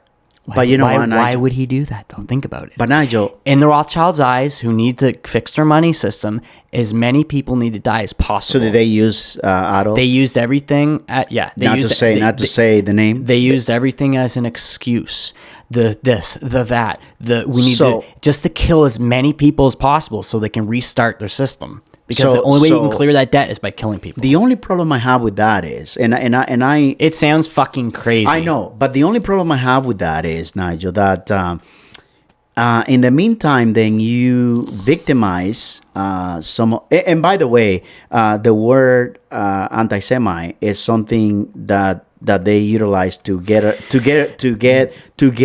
away with a lot of crime. By the way, I know there's a lot of historians out there who are going to watch this. I'm not saying that I believe that. And No, I'm not saying that's no. how it is. It's a theory, hypothesis type Right, deal. It's right. a speculation. It's a speculation. Okay. Okay. Okay. So let me ask you a question. It's something to think about. Let me ask you a question because we have to remain vigilant with all angles, just like we said it before. Yeah. So there's a lot of speculations that Adolf Hitler went to Argentina, that he didn't kill himself. That's what people say. But then again, they say the same thing about Do you know about the German population down there? in Argentina. There is literally Are a you asking German, me or are you telling me? Because I know. You know. You know. Of course. For the people who don't know, when you go down there, it's literally Germany in South America. But you know what? I don't have a problem with Germany, with people, with German people. There's a video on my page on Facebook that you should watch about this lady who grew up in Austria when he got elected. And she talks about everything that happened, and every step is exactly what the Canadian government is doing right now with the passes and everything. It's disturbing. They even said, oh my God, you just But need to listen. let me ask you a question need to because listen to her talk. Europa, the last battle, depicts something else. So I'm against this. I'm like, I'm doubting myself here because just remember that bankruptcy did not exist back then. right. So How do you clear just to debt? conclude that subject because that's a sensitive one. I'm sorry. It's very I sensitive. hear your feelings. I know. So let's be friends. So Mwah. so we need to. I like to investigate further. I don't just settle with because remember, those who win the war write history. And what do we see in Hollywood? In Hollywood, we see that the German people are always bad. Look at the Jungle Book, the Jungle Cruise with the Rock and that other girl, Emily Blunt. What do they say? They depict the bad guy as German. All of the movies about Indiana Jones, it was the bad guy is always German. You need to understand that there needs to be a bad guy always. And the Russians are always the good guys. No, really. No, but they're always, even when you look at Disney uses this as a thing. There always has to be a bad guy. I know, but why is always? It always has to be. It's a for diversion. Example, but it's always for example cause reaction solution. But always the guy. For example, in the movies, we can see that today. For example, the black guy, the African American is usually it gets depicted as a criminal or as a So that's very strange too. So, and these movie writers are the same. These people are good at writing things to kind of distract you. Yeah. So these movie writers, they're not. So my point is, whoever won the war, write history. So, right? Is that true to an extent? Ooh, okay. Because the Allies, UK and its allies, You gotta understand wrote history, right? Just think of it like this: when you're on the level of Hitler, Hitler is actually. So was he a bad guy? Was he a good guy, or who was he? Listen, he was just a chess. What are those little things called when you're playing chess? So he was The Rothschilds are the ones playing the chess game, and Hitler is the little. So he was just a little guy. Yeah, he actually had no fucking power. But let me ask you a question: did he try to turn against them at the end of the game? That is an important question because, dude, listen. He is not able to. You have to understand. He's not able to. They have money that is so beyond our imagination. Like we're talking like thousands of football fields filled with $100 bills. Nevertheless, he was pretty brave, though. And that's not even including their gold. Like we're talking just retarded money. You can't even fuck with these people. They own the money of the world. They own the financial system. And Evelyn now everybody, is it just by chance that the money system is the exact same no matter where you are? It's the exact same system. How do you think they killed Muammar Gaddafi? Muammar Gaddafi said, I don't need your money. I don't need a centralized bank. I have my own gold. I have my own money. Just say... Hang on. Yeah. Well, let's just say there are some things that go on that's been going on for a long time that we'll never know about, okay? And even if I did find out about some of these things, it'd probably be better off that I not say it anyway. Well, because we can find ourselves in a big problem. You can get yourself in a bad situation if you say the wrong things. In a bad situation, yeah. And it's sensitive. It's a sensitive subject because I have good friends in Israel. But at the same time, it's like the people of Israel they're being used too. So do you know that I think it's Israel, an entire city is built on frauding the world? I know. We're talking that like situation is sad for the Palestinians. Dude, we're talking a city with like 25 to 50 skyscrapers that were built off frauding Americans. Well, they have a wall there. Do you see the wall? Do you see the wall? Yeah, I know. Where Israel is full of resources in water and everything, and the Palestinians on the other side of the wall are dying of hunger. So you question yourself. So let me ask you this: what do you say? Let's say we had. Is the promised land the United States? I don't think it's Israel. I think it's the United States. Sorry. What if I had $10 billion right now, or even $1 billion, and we picked a spot, like real isolated in Canada, right? We had our own transport system and all that, and we built a city that was for new age, new generation, and there was no money there. Everybody pitches in, does their own job. Everybody has their own thing. And the way that currency works in this place would be having your part in society. So it's not like the type of society where you have to try to sustain the society by working and using money as momentum. It's a society where the technology and everything's already established for sustainability, and it's basically just improvements for overall population of the thing of the whole. Like the ultimate goals of these societies now for the money and the way it's working is enemies upon one another, wars. But in this society, we would be focusing on real issues like how to strengthen the Earth's magnetic field to protect us from the sun, and how we're going to go to war with the asteroids, because this is a real society with real issues that are trying to, you know what I'm saying? So if this is going to happen, I don't know if it's going to happen in my lifetime. I would love to make it happen. I don't think it's going to happen in our lifetime. I try to give people an idea of what this would be like. Like the people that would grow up, they wouldn't know, resources is not a problem. Electricity and all that. None of that's a problem. Your objective is much bigger than I gotta work so I can get that new car. That's not the thing. No, because it's so hard for me to try to get this picture of what this society would look like in people's heads, because they're so. You're talking about a holographic society, and when I say holographic, it means that think about a hologram. You have access to all points of that hologram. You have access to it. It's not pyramidal. Basically, society, there's universal police there, and every single citizen has duty within the month or the year of being the universal policeman. But that with So the power is shared. With such power comes great responsibility. Only in a generation that's been fucked up beforehand. No, I know. When you have I a know. brand new generation with brand new people with that new mindset, nobody thinks like that. There's I know. no power struggle. It's just it's hard to explain because we're so indoctrinated by the way society is now. I hear you. That's what I'm But saying. If we no. built it and placed in a new generation and showed them the new way, like you think about like the people who built the pyramids, they didn't use money. No, They were on a whole nother fucking level, dude. but I have to say this though, because some of those civilizations, even though they didn't use money, they still have that hierarchy structure. That's what we think because we're using it. Well, some of we're them did. comparing. Some of them did. Like, it's true. We're comparing. It's true. Look at It's true. Petra from Jordan. You ever look at Petra? Yes. We're only looking at 2% of what used to be there. Right. Well, the deluge should wipe everything out. People, Yeah. they say that it's wind eruption. Water, wind. But it's not only wind Earthquake. eruption. It's actually water I think eruption. that was one of the most sophisticated cities this Earth's have ever seen. It was. Have you seen the magnitude that they build on when they carve in the side of those walls?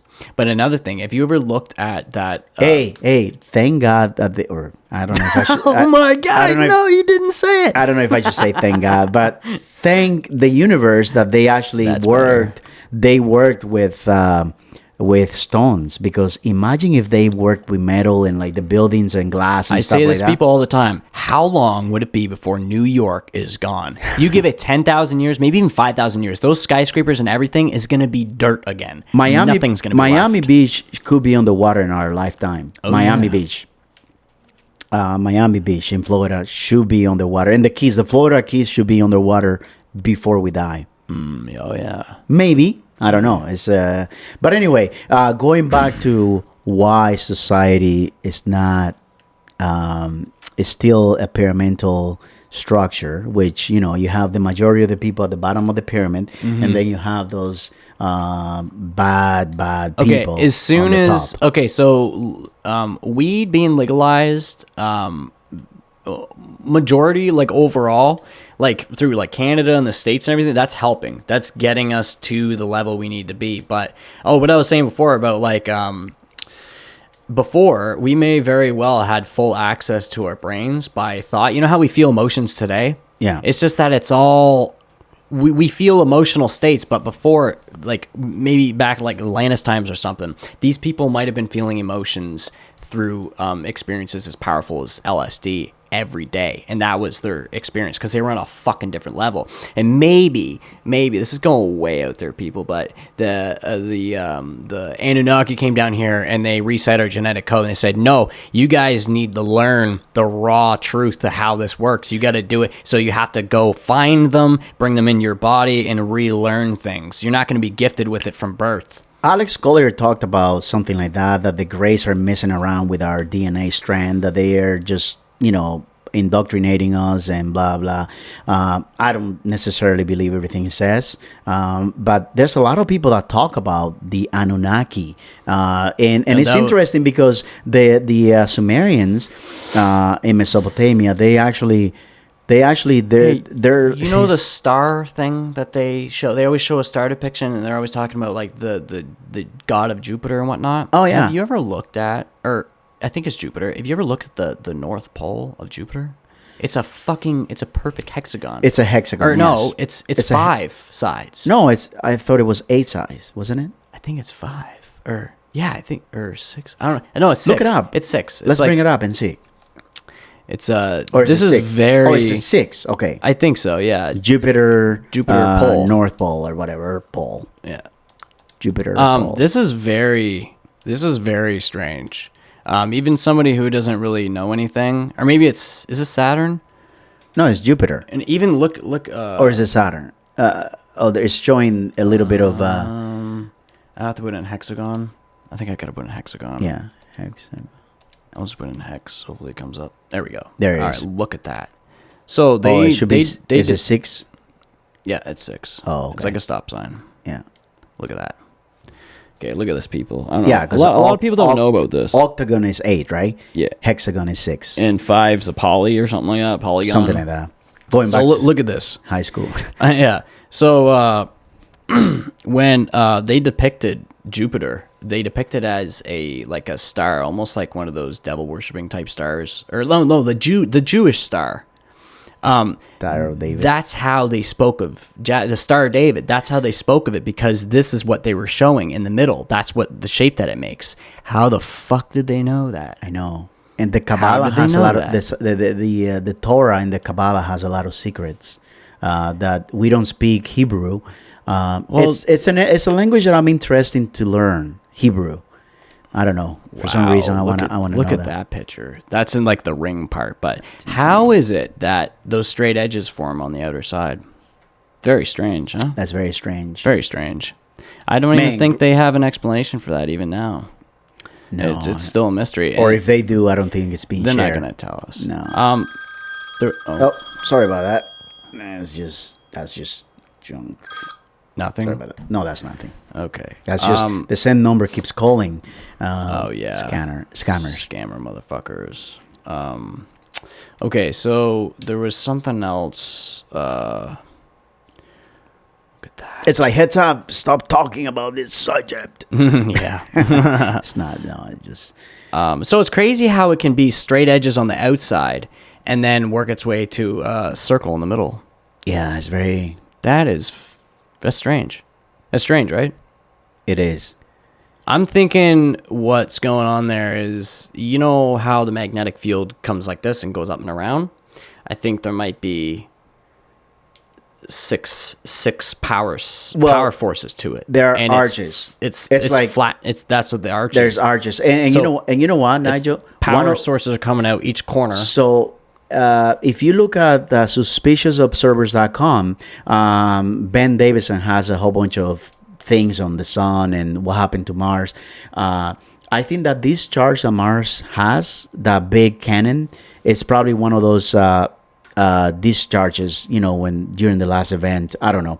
But anyway, going back to Jupiter, do you see that if you bring up the sun and look at Jupiter, I think they said, or they claim, that Jupiter used to be was our binary star, like our companion star, and it didn't ignite or it died or something. I don't know. That's a speculation. I don't have a way to prove this, but it's interesting because if you look at the sun, the way all of that fusion is happening, if you look at Jupiter, it's the same type of idea. Like it's just, but Jupiter is like cooler, colder.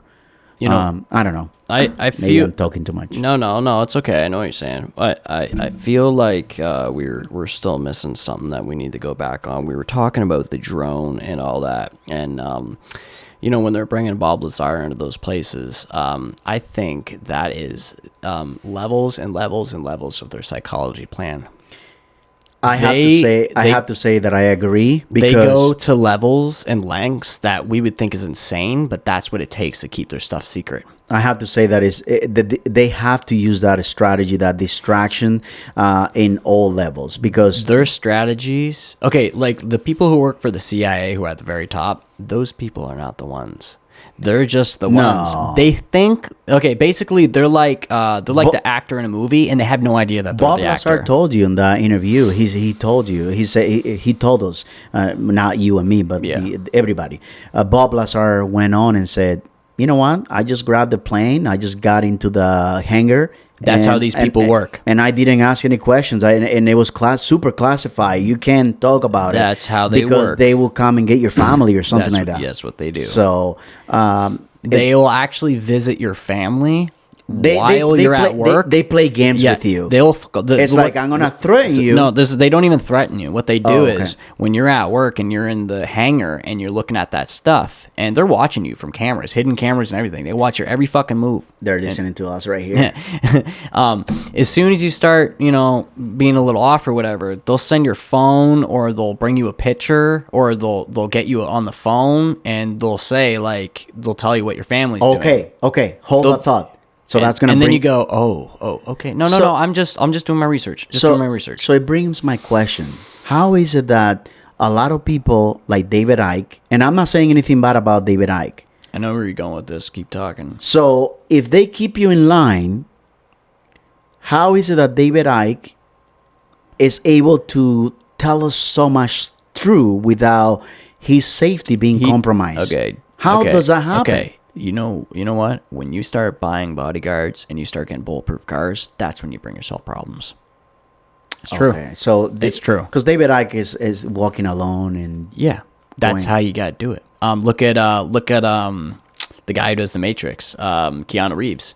He has videos online where he just sits in the train in New York, dressed up like a regular person, looks like a regular dude. Keanu Reeves is a kind guy. He's not blowing the whistle. He just shows that's how he does his thing. He literally walks around everywhere, and no one ever notices him. Once in a while, they notice him. They're like, "Yo, is that Keanu Reeves?" And he's just sitting there. He goes, "Hello, how are you?" He just carries on, and they leave him alone. Yeah. When you're portraying this energy, like, let's say if I started bringing in a lot of money from this podcast or something, and I start getting paranoid and whatnot, I feel like people are after me, they want my money and stuff, and I start getting bodyguards, and I start getting these cars. You're attracting that energy. Now I'm attracting that energy. Or I could just drive around a fucking Corolla, drive regular clothes, and just go on. It's not going to be a thing, right? So that's what David Icke does, is his tactic. And I think he knows really crazy shit that he's not going to tell you me. He might off camera, right? And he'll tell us not to say anything, but he knows his boundaries. He knows a lot of stuff. I think he knows his boundaries. He talked about the Curtis in a very particular way. He talked about the pandemic in a very particular way. Cause reaction solution. But what he said was that everybody's going to get microchipped. But did you see Wikipedia? He's the way they're saying. I forgot to tell you about this. Yes. I don't know if this is legit. It's been coming through my Facebook channels a lot. There are these doctors who use microscopes, and they have found these little things in the cootie shot. They have tentacles, and there's a name for them in nature. And some of these people are saying and thinking that it's biogenetic, because they've been showing interest in it for a couple decades now. Biogenetic engineering, these little things. Well, the University of British Columbia there's a name developed for them. The spike protein for the vaccines. It causes your body to react with the spike protein. So a lot of people, I don't want to upset a lot of people. Okay, I'm not saying this is another podcast. I'm not saying this is fact, but you gotta understand. Normally, when they do vaccines, it comes from the protein and from an embryo of a chicken egg. Okay, the fluids from chicken egg. They use that little protein because the way it interacts with your body. I don't want to say it, but you people really don't want to know where they got the protein fluid for the let's just say. It makes me want to get sick thinking about it. They're getting the protein from unborn. I'm not going to say it. So it's disturbing. So dude. the University of British Columbia was heavily involved in that research. So let's just say there's unborn things. That are. Yeah. I know where you're going with that. Yeah, I know. It makes my heart flutter thinking about it because it's barbaric. Yeah, it's very It's not good practice. Abortion. And that's why I have a problem sometimes with the mainstream science. I mean, when you have these big pharmaceutical businesses, if everybody knew where the protein mix was going for those things, nobody would take it.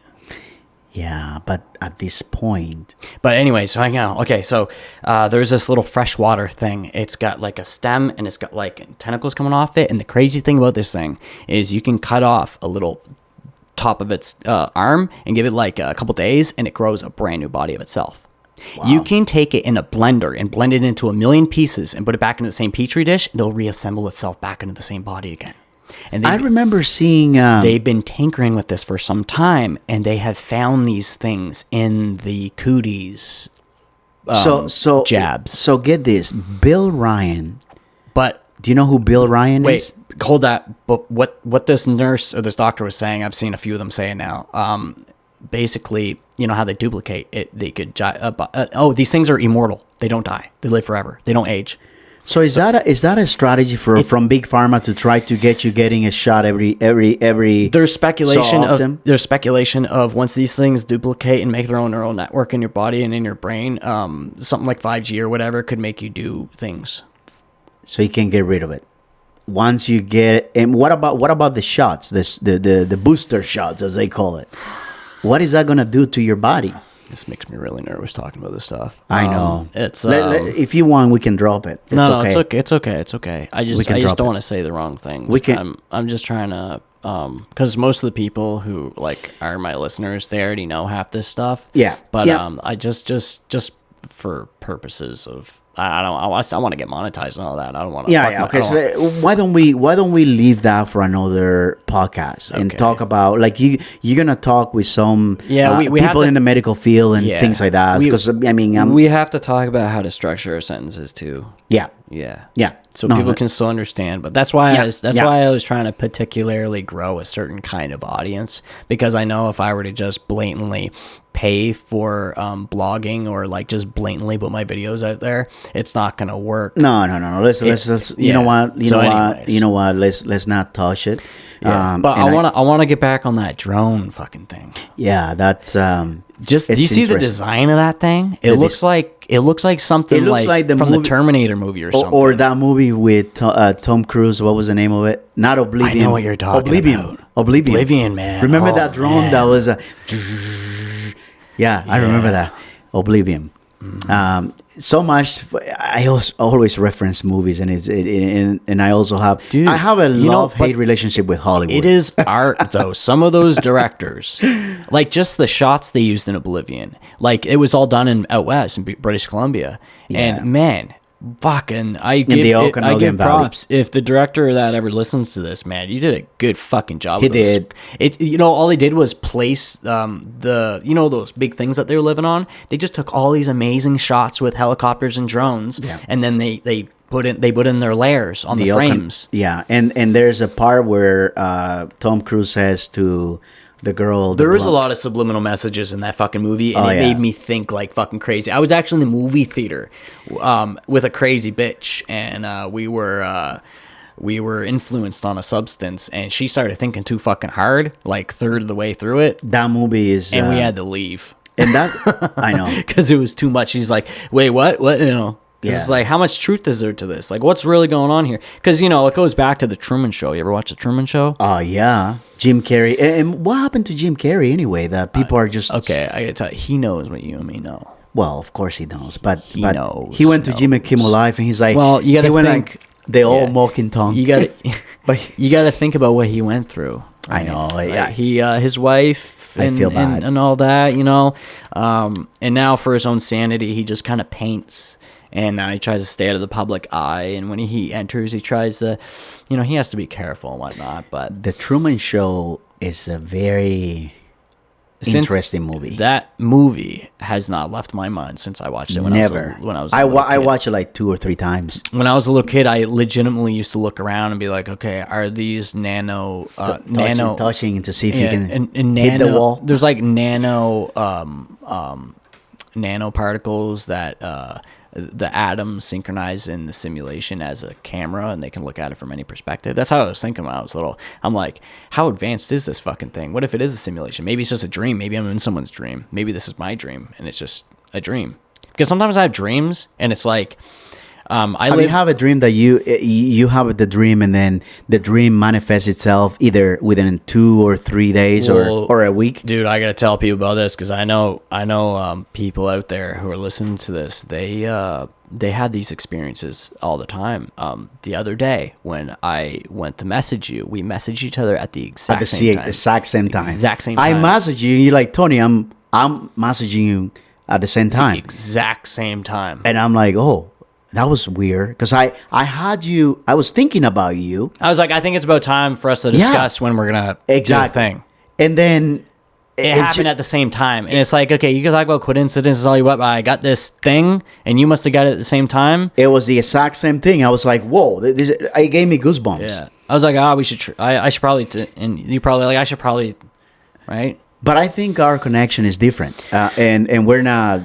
Oh, you don't want to know something that's really fucking weird. I'm not getting into too much details, but I go to this place, a place like Walmart or something like that, and I seen this person, a particular person who had a huge impact in my life, fucking like 5 times, like in 1 month, in the same fucking spot every fucking time I went in there. And that's when I started thinking about the Truman Show. I'm like, what the fuck's going on here? Is this coincidence? This is a big fucking city. Yeah. Well, no, there's 100,000 people that are here. Right. And why is it that 5 separate times in the same goddamn month, I bump into the same fucking person at the exact same fucking spot? This is strange. What the fuck? I know. Coincidence? I don't fucking know what the fuck that is. Yeah. Or like, you know, if I'm thinking about somebody, this is so weird. This happened to me a few times this month. I've thought about somebody and be like, man, I remember that kid from school. The next day, I see the fucker walking. And I'm like, what the fuck? A lot of people say that we are moving. I think we're connected in ways we don't know. Well, a lot of people say that Earth is moving into the fifth dimension. This is gonna God's sound sake. crazy, and it's This is why I told you we gotta be careful when we talk about this shit because we don't want to get discredited. yeah, we have to be careful. So with that. wait, hang on. When you're, because I know it's a whole nother world. Like I've had. Are we telepathic? Are we gonna get there? I think that we are born telepathic, but our ignorance and our shitty society draws us away from the telepathic powers. Because when you think about it, we were talking about animals the all other day. intention. Yes. Okay? When you get a deer that walks in the woods, meets up with another deer, they look at each other and they go, we homies? We homies? Okay, I'm just going to keep eating grass. Or, you going to fuck around? Wait, you going to fuck with my bitch? You gonna fuck with my bitch? And then they go at it. They don't say nothing. It's all about vibes and intentions. Right. Body language, but I think it's even deeper than body language. Because I noticed when I was very young, and I don't know if this is just me, maybe I have a special ability or what. Like they even tried telling me I had dyslexia and stuff like that when I was younger. Now they're trying to say dyslexia is a gift and all this stuff, and all these famous people have it. But anyways, Don't you hate that? You have people that have no knowledge telling you that you have this thing. like you have no idea. Isn't that weird? The reason why I'm writing this sentence the way that I am is because I'm trying to fucking piss you off because I don't want to be here writing this fucking thing right now. How do you know just because of the way I write this down, you're going to label me as something? How dare you label me? Fuck you. But anyways, I would feel people's intentions and I would know what they were going to say before they say it.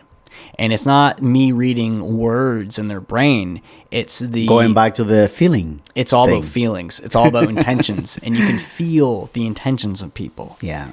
You know. Hey, You know, what can you feel about Tony? It's weird because you can't even describe it in words because it's not a. And there's another thing. Language doesn't even exist. It's just that we came to an agreement for these words to have meaning. You know, like if you have a group of 100,000 people and they're languageless and they all go off emotion, if people are like, okay, we got to set up this thing, we set up the calendar of the alphabet from 26 letters or whatever, A to Z, and then we all agree on doing it that way. Right. Yeah. But here's the thing. In school, from a young age, they don't teach you to go by like feel or anything like that. They kind of like get you to ignore it.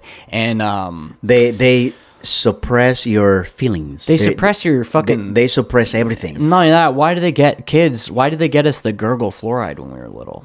Like, I know now, fluoride, chloride, and chlorine, all those things, when it's ingested, it calcifies your pineal gland. Yeah.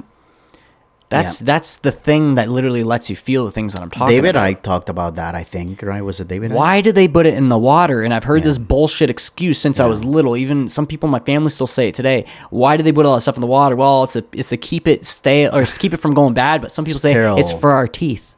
And it's like, why does everybody in the city have cavities? Like, what are you talking about? It's for your teeth. Supposedly, I don't know, you're going to have to check this out, people, and fucking put it in the comments or something. Supposedly, Hitler... Yeah, comment and let us know. Yeah, Hitler supposedly put fluoride, lots of it, and chlorine and chloride in the Jews' water to make them more easily controllable and susceptible to the reality. Supposedly. Lots of it. It's interesting. And they would drink it because that's all they had. They'd be fucking dying of thirst, and they would drink it. So... it makes you wonder, big cities compared to like you go outskirts, wells, why are they all connected to this these weird, like why haven't they come up with a new way yet? They've been using the same way for decades. Why haven't they come up with a new carbon-based filtration system? Why are you still putting this shit in the water? It's not even good for the skin. It makes my kid itchy. It makes me itchy. Yeah. What the fuck? You know what I'm saying? So many things we question. Not only that, they used to use the kids in my elementary school like pin cushions. Like it was always, next needle. Like what are all these fucking needles? And the last one, I have to tell you people, you need to know because I am not an anti-vaxxer. I've had many vaccines, and I've had many needles. But there was the last time that I took one, I was like, 7 or 8 years old, and I had a bad reaction, and that was the day that I decided that I'm never taking another one ever again. Yeah. And I haven't felt the same since. It did something to my brain, dude, and I don't know if it was good, but I couldn't sleep all night. I was sweating, shaking. I was screaming. I was like going. It felt like I was going fucking insane. I had a bad reaction to it. I don't know what it was. It was like a flu shot or something like that. I had a real bad reaction to it. And it makes me wonder. It took me a few days to get back to normal. Your body is probably rejecting the foreign Whatever substance. the fuck that was. I did not like it. My body's always been sensitive to shit, man. Like one time, like I got a cat scratch when I was little, and I think it might have been like an E. coli infection in my blood, and I started getting these hives, like they look like a cow, like this big, all over my body, like raising up. My feet swelled so much we had to cut my shoes to get them off. And I was really sensitive. I got stung by like a bee, like on my forehead. Like my face would blow right the fuck up, and I could barely see because my face was so swollen. Like, you know, maybe that's why, because I had hypersensitivity anyways. But still, that was the last fucking time I took one of those needles. And It's I'm interesting. not anti-vaxxer. Like if you can stop HIV or HPV or AIDS or any of that stuff with like vaccines, then Well, I'm all for it as long as it has 7 to 10 years, which is the regulation for most vaccines. Yeah. That's the regulation. If you're coming up with something within 2 years, sorry, I'm not going to trust it. It's just very strange because when there is a motive by the big pharmaceutical businesses to push something on you, it becomes more than your well-being. It becomes more of. Do you remember about a year and a half ago, Trudeau said that it's not mandatory; it's personal choice, right? And then all of a sudden it's... But that's all scripted, right? It's all scripted. They knew. I can tell you right where now. it was going. I can tell you right now. It's a gradual process. Bill Ryan talked about this. China will catch a cold. He talked about this. Bill Ryan. Look it up. Bill Ryan. And I don't know who Bill Ryan is. I just happened to be on YouTube one day and looked at it, Do you listen to London Real? I have a problem with... Me too. I have a problem with Rose. What was his name? Rose. His name Brian. is Brian Rose. I have a tried problem to with him. contact him so many times. But he has motives. He has motives. I don't We all have know. motives. Dude, I've always gotten an odd feeling from that guy. From the I have a problem. He's a hustler. I have a problem with Brian Rose. The very first time he was on the Joe Rogan podcast, all I seen was that he's trying to benefit himself. He comes from the financial system. He does. And he comes from that world, and I have a problem with him. And not because I have friends that come from the financial system. I'm so glad that we got on this topic, because me too. I get these exact same fucking feelings about that guy. With him. He's running. Wasn't he running for mayor in London? Yeah, he was running for mayor, and now he's talking about DeFi. Yeah, he's talking about dude. DeFi I've been and getting crypto. fucking emails nonstop about that. He's I need to talking about unsubscribe. He's we need people like you, DeFi. It's like a cult. To me, it's like not helping the situation. Financial freedom. It's like, dude, he has so much money. He owns a castle. He lives in a castle, literally. Okay, so this is what I keep getting to. When you got money like these guys, why aren't they forming new versions of society yet? To me, new schools. This is why in the first episode we talked about the problem of the money. It's because, Nigel, hopefully you and I won't change about this. Well, that's why I'm trying to start a community. Hopefully we won't change, because I'm gonna tell you something. When you start, and this is funny because money will never change me, dude. These freaking money managers, they give you everything and they say, there you go. You are successful. There you go. Take this. And now they're telling you, man, you're powerful. You can do whatever you want. You can have so many women. You can do this. You can do that. So that fucks with your brain, and you start thinking. So give me an example of what you're talking about. I'll give you an example. I need to Brian Rose. Shut this off because it's humming and you can hear it in the background. Yeah, Brian Rose. Okay. We're talking about Brian Rose. Okay. Brian Rose, he has motives, and that's why I have issues with him. That's all I'm saying. That's why I jumped into that. It seems off.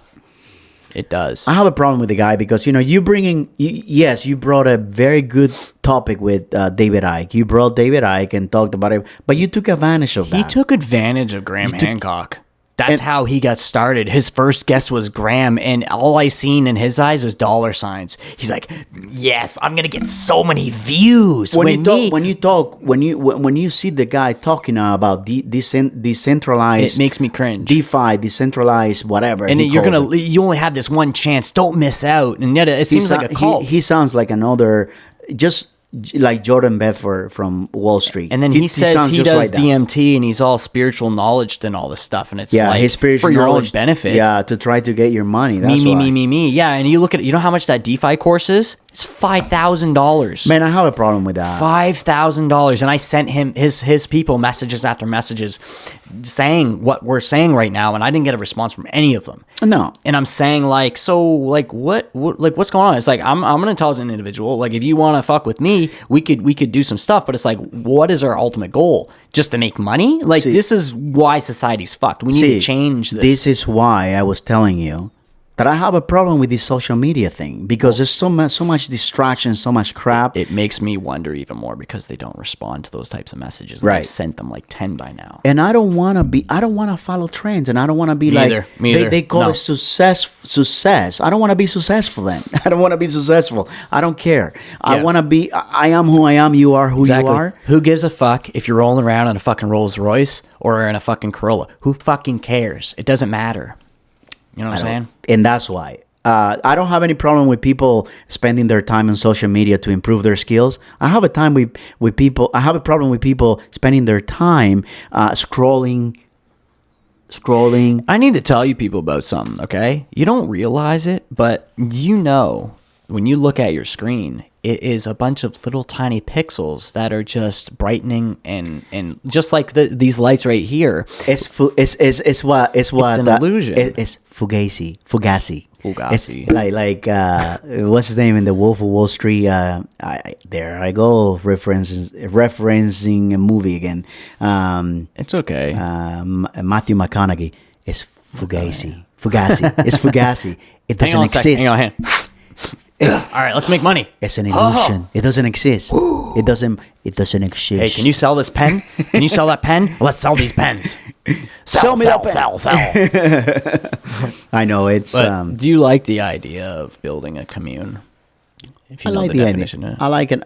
The only problem I have with building a community is that there's always going to be temptations. It's a commune. Commune. Here, let me get you the definition. Yes, give me the definition, please. Okay, I'll give you the definition. I'm an old man, you know me. I'll give you the definition between a commune and a community. Yes. And what I'm trying to build is not like most people. What they try to like, most of these people who are involved in it, they don't seem skeptical. Like they think it's a good idea. And once in a while, you get like some people might say that I'm trying to start a cult or something like that. It's not that at all. I just don't want conflict in my life. I just don't want conflict. You know what I mean? There's going to be no conflict. I just don't want to deal with people. Yeah. But here's the thing. If there's issues, they're out. That's it. It's that simple. Yeah. That's how you deal with it. And when they're out, they're not come back in. I came up with this idea that, okay, maybe they get a second chance, but they can only come back in with everybody's vote. Majority vote. Right? Yeah. It has to be a majority thing. Like people need to, because the way that the system's working right now, there are 40 million people in Canada. Justin Trudeau has 9 million followers. Okay, so that's only a 1/4. So if 9 million of those people vote for him, you still got 31 or 30 million people. So those 30 million people have to abide by his shit because 9 million voted. That's fucking bullshit. Maybe they don't want to vote at all. Why do they have to abide by it? That's why I want to start some type of commune where no matter what kind of laws or regulations or whatever the fuck they throw out there, when I was in the corporate world, it shouldn't affect everybody. Okay, but when I was in the corporate world and somebody asked me, why don't you follow Bill Gates? Because he's super successful. And what do they mean by follow? Like, what does that mean? No, because you remember you're saying like just Justin Trudeau has 9 million followers. Right, like that. I just don't. My thoughts are not aligned with their thoughts. What exactly does he even do? Like these people, they say Bill Gates is a philanthropist. You know what I can't stand when they say Elon Musk built the Tesla. No, a shit ton of people got together and built it. It's a collaboration. Yeah. Like, why does it always have to be one guy? Like, he built a rocket and flew it up in space. No, No, thousands of people. There's a collaboration of a whole bunch How of people. dare you say, just how could you leave out all those amazing people They're that did freaking that? great engineers. Yeah. When I look at Caltech and How do they MIT, feel when they say, I've heard it so many times online, Elon, it's amazing. How do you run 5 companies? He's not. Man. He's got people running it for him. Like, what are you talking about? It's great collaboration. And he's among sitting there like... great engineers. He's sitting here like, it's like, how did you build that rocket, send it up in space, and put your own car out in space, Elon? How did you do that? Nigel, that is the problem with humanity. This is the fucking problem. That is the problem. This hierarchy, this I did it bullshit. It's like playground shit. That's the problem. And We need to break that cycle, though. And we're not hating on It's not hating on. It's that not jealousy. individual. It's not jealousy. No, because I care less. It needs to change. It's sick. It's like a poison.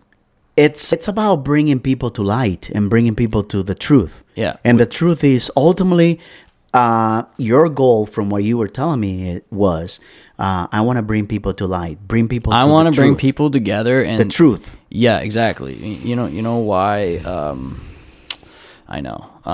You know why the thing is the way that everything works, the way that the government, everybody wants it to work, the way that it works is because divide and conquer has been the rule since King and Queen time. Of course. So now That hasn't changed. Now we can finally, for once, get together and get together. Like, because you can have all these amazing people who want to do things differently, but they're all spread out and divided. They are. Right? We are. And then they collect these votes from 9 million people or whatever to win, and then they make decisions for the more, but that's not even all of them. So it's an unfair vote. Eventually It's bullshit. Eventually that model It can't go on. I want to help change it. I don't want this bullshit anymore. Eventually that model is going to collapse. Okay, this is a commune. A group of people living together and sharing possessions and responsibilities. I wouldn't have a problem with that, but sometimes I get into these weird moods, Nigel, that I don't want to be around anybody. That's fine. And that's just my personal But here's thing. the thing about this type of commune. Everybody is self-efficient. Everybody does their own thing. But when my neighbor or buddy needs help, everyone else is there. Okay, so that's... But we all have our own individual lives, and we all do our own thing. So that's good. And there's no dictator. I'm very particular with my own space. That's your own shit. And that's how it would be. I'm very particular with my own privacy, my own thoughts, and my own things. Me too, dude. Some people call it... I remember I told you that I like to chop wood. But we do, yeah. I like to chop wood for fire in my chimney or whatever. But we do need other people. We do. Because if you and me didn't have the grocery store and we didn't have these farmers and all stuff, that's what I'm saying. We do. We do. Yeah, yeah. We do. I know. It's a lot to... we do. But at the same time, it's like... It's a lot see, to think when I about. get together with you, we can talk. When we were off camera, we were talking for an hour. Or more. I know. Some of that was awesome. I wish some of it was recorded. I know, and we didn't record anything. We were just talking. It was great. We were just talking about our life experience, and that's normal. I enjoy that. Oh yeah. But when I get in the world and people and they start using, asking me without a meaning. You ask me about my family. You ask me about my mother without even knowing. You're just like, your mom, she's super religious, but she supports you. That's without trying to impress me. Yeah. Because so when I get into those moves that I don't want to be around that, and I just hide. I like to hide like a cat. Like you don't want to talk to people about stuff? Or? Yeah, I don't want to talk. With you, I like to talk. Yeah. I talk to you at 1 a.m. in the morning. Oh, I know. I talk to you anytime. And I'm like, man, we're in the same level. We're in the same vibe. There's no harm. There's no harm here. There's no agendas. Yeah. But when I talk to some of those people, I'm like, oh my God, I can't stand it. Those people wouldn't be. I can't stand it. Sometimes it's like I'm allergic to it. And I'm like, oh, I go and hide. Those people. See, what if you were in?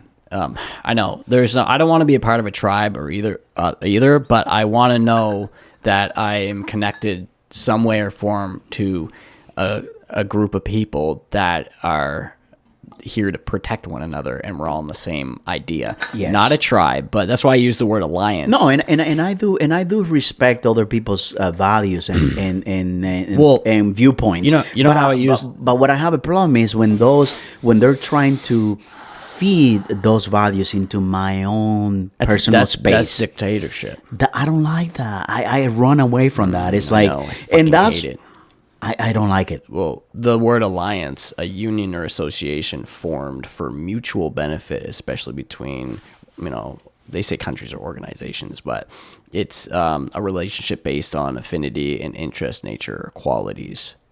That's why I use the word alliance. I think the reason why you and I have a great relationship is because we respect each other's life. That's another thing, like respect. We respect each other's life. Sometimes Now- you might see something that I'm doing that you don't necessarily agree with, but you see I more. respect. You see more than that. You're like, that's Tony right there. Yeah. I don't like him doing this. Honestly, dude. But at the same time, you know what? I can't even think of anything. That no. I don't like about you. I know. But what I'm trying to explain, Nigel, Look at your stupid fucking shirt. like, what is this stupid Under Armour shirt? What is he trying to Why do? doesn't it say armor under? Like, what's wrong with you? Right. But saying that, with that said, you're looking at me and you're like, that's Tony. I don't care what he does. Yeah. I know him, and that's what I say about you. There You must know what I mean? there must be a way of having a society of people where we fine tune and squeeze out the people who, the ones that you're talking about. Like, there's got to be a way for people to, like, this is like how. But you know what the funny thing is? Sorry to interrupt. No. You know what the funny thing is? Is that it's not that these people are bad. It's just that they're being shaped and indoctrinated. They have been indoctrinated so heavily that they think that that's the normal. Yeah. Like, for example, some people, when I was in the corporate world, some people, I couldn't have a conversation with them because a normal conversation, because it was, even if it was off the business side, it was the same language. It was like, well, Tony, you are blah, blah, blah. And it's like, oh, I can't stand that. I don't like that. It's not like you and me. Sometimes you say, Tony, fuck you, or whatever, and I'm like, that's Nigel, that's my boy. But sometimes, if you would have come to me with some crap like, well, Tony, you need to consider blah, blah, blah. And I was like, this language is disgusting. It's a disease. It's that's the intent that I'm talking about. It's a disease because the corporation doesn't allow you to behave in a natural way. They want you to be very, what they call diplomatic. They want you to be somebody that you're not because they don't want to damage their image or their business. And that whole system is built off of the monetary system. And then people take that shit to their private life. Yeah, oh yeah. And then I can't stand it. It's like, I want to hide. I don't want to talk to you. Get your face out of my face because I don't want to see you anymore. And that's why I like to hide in the woods. I like to be with the animals and the trees and the beautiful river. Well, because they're not indoctrinated. Yeah. They are their environment. Don't Now, bring here's your the thing. corporate crap to me. Yeah, exactly. A lot of people, they are shaped and formed by their environment rather than shaping and forming their environment. Yes. Right? It's okay to be like in nature, like they are their environment, but that's in a collaboration way. It's like so you can be brought up in a society, like in a culture, like how like if you go in Africa and there's those ladies who stretch their lips or their ears or pull all their hair those with hoops, big yes. hoops. They're the ones where they stretch their necks really high. You see, me, it doesn't matter where you put me. It doesn't matter if it's the 1200s or the 2010s or however you want to talk about how society is. I hate talking about time. You will have the same respect for those people. Yeah, but I'm not gonna fall into that path. No, because you have your own. This is what I always do. I always step back while stepping back is stepping back. I'm so far back to where my mind is at a baby. And I don't mean that I'm thinking like a baby. I mean... You humble yourself. My perception is before any preconceptions, any beliefs. I'm looking at things from a brand new, fresh eye. And what people do is they've been indoctrinated, they've been programmed by their environment, and they look at things the way that they have been falsely perceived and believed things. Right? They don't look at things with a fresh eye, and that's why I think psychedelics are so important. Because when you take something like MDMA or mushrooms or LSD, immediately all your belief systems about your religion, about money, about what you taught in school, everything is completely gone, and you're completely open to information, and you feel amazing. And it's like, wow. You know, like people think about what people said about them. They're so concerned about how they look in the mirror. They're like all these things, and all of a sudden it just goes boom. They go, holy shit. And now I can become a new person. So would you say that you humble yourself? You're like, this is not important. This is not important. Now I can focus on what's important. Would you describe it like that or no? Say it again. Like say you're saying that when you do the psychedelics, you're saying that, you become this new person. So, for example, if I'm in the corporate world, for example, and I don't have any problem with any corporation, I'm just saying this, okay? If I'm in the corporate world and I think to myself that I'm very important, that I'm this successful. Well, that's the ego. So right. If everybody, so when you in the psychedelics, would you demolish your ego? Is that what happens? It completely eliminates it. Even goes into the negative. Okay. So that's what it wipes it clean. Okay. 100%. But there are some people who have, like, there are people who have been, they came to me for help, and they're like, I heard and that you can take this and you can become a new person, yada yada. And I've tried with some people, and it doesn't work because there's a good way of describing this. You get let's pretend you're like a folder, like on a computer, and you have your file, which makes you. You're full. Your cup is full. Yeah, and that's your fool folder. Like, you're this fucking fool. Okay, so when you do that, it deletes it. It's gone, and now you can start fresh. You still have your motor skills to walk around. You still have your language. You still have but you have a new thought process.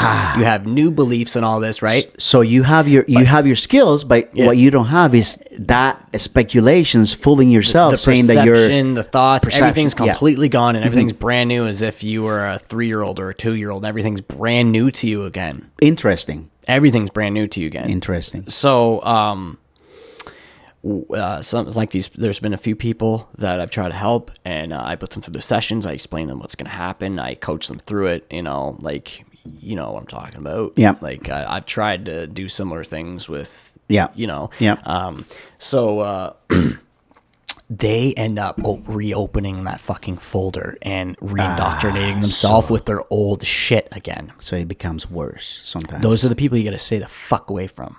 And sometimes you're trapped with people like that, and that is really hard. It's very hard, but eventually it doesn't always have to stay like that. You don't always have to stay on that road. Eventually the time comes, and when the time is right, it'll, but sometimes you got to do your duties as a person, and you go through what you got to do. And then eventually when you get your opening, you take it. Right. And then you go on that, the way where you should be going, because all that negative energy and all that control and all that suppression and all that, because you know who you are, and you know where you need to be, and you know what you need to be doing. And you know what? Hey, I still want to experience life. I still want to experience this time in this beautiful marble. Yeah. I still want to do. Oh man, well, I'm telling you, like I told you before, if I ever get to a place where like it doesn't matter, I could bring 10, 20 people with me. Be like, let's go do something or whatever. It's like, I'm gonna bring it along, man. Be like, what do you want to do? Well, what do you want to do for a fucking month? Let's go somewhere. Let's go get a boat. Let's go get a this and that. Let's go fucking just do it, bro. You know what I mean? Just experience it. Don't worry about nothing. Just go. Like eat. Like I want to propose something to you.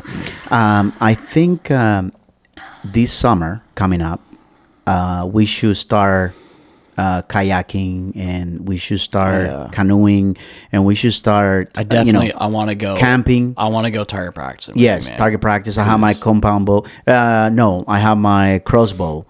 You have a crossbow too. I It's a compound bow. Oh, it's a compound bow. I feel like Okay. you should. I want to get a recurve too, because it's good to know recurves. You can do a lot of stuff with recurve that you can't with a compound bow. Like you can shoot 3 arrows at once. You can make the arrow curve around objects. You ever Man, watch that guy do that? Have you seen stuff? the Japanese one? Dude, the guy can shoot a water drop falling from a water bottle every Oh time. yeah, I've seen that guy. The guy that He can curve around objects. No, there's a guy that threw a pill. Did you see that Yes, one? He threw a yes. pill. Boom. And the guy's like, Boom. He's not even looking. He's like, throw the pill. And he's like, Oh, that guy, he does a what's his lot name? of videos. He's really nerdy and he's right in tune with stuff. His Yes. channel starts with a V or something. yes. Yeah, I can't remember his name. He's but- got nice videos, man. Yeah. A lot of subscribers. I like that. I like that. He's like an engineer type dude. Yes, I like the way I he like breaks that. stuff down. He's I- awesome. I like to see bushcraft videos too, like building things.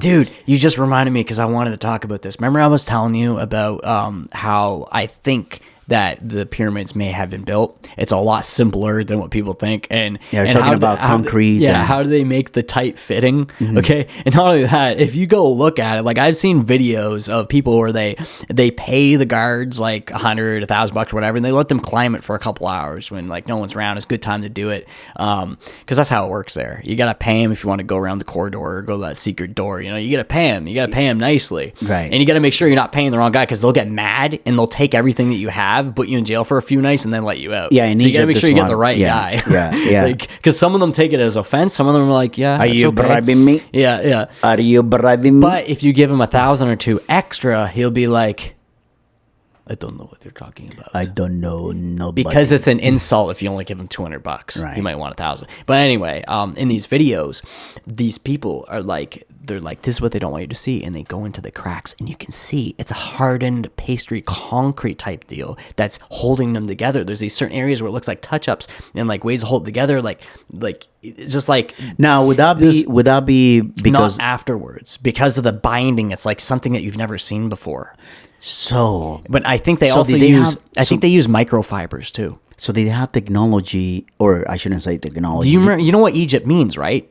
Kemet. It Yeah. means alchemist? alchemy. Yeah. Yeah, They alchemy. were masters. How do you think they gold plated stuff? Yeah, But like they say, they only had copper chisels and brass. well, that's you how- can't gold plate things with just copper chisels. Well, and the brass. Israelites copy a lot of their technology, their things. They had a bad. Oh, you know, The Israelites, the people say that they were slaves there, but I don't think they were You know what's slaves. I think they crazy? were workers. When I was 5 years old, we had a river behind our house, and I was trying to explain to my father how I wanted to bring water from the river and feed the gardens and bring the house water. And I told him this idea that I had, but I couldn't fucking do it.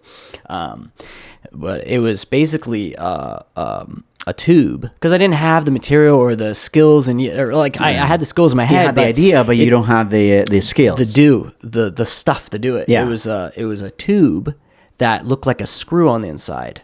So it's basically a screw on the inside of a tube, and you put it in the water and you twist the tube, and it brings the water up.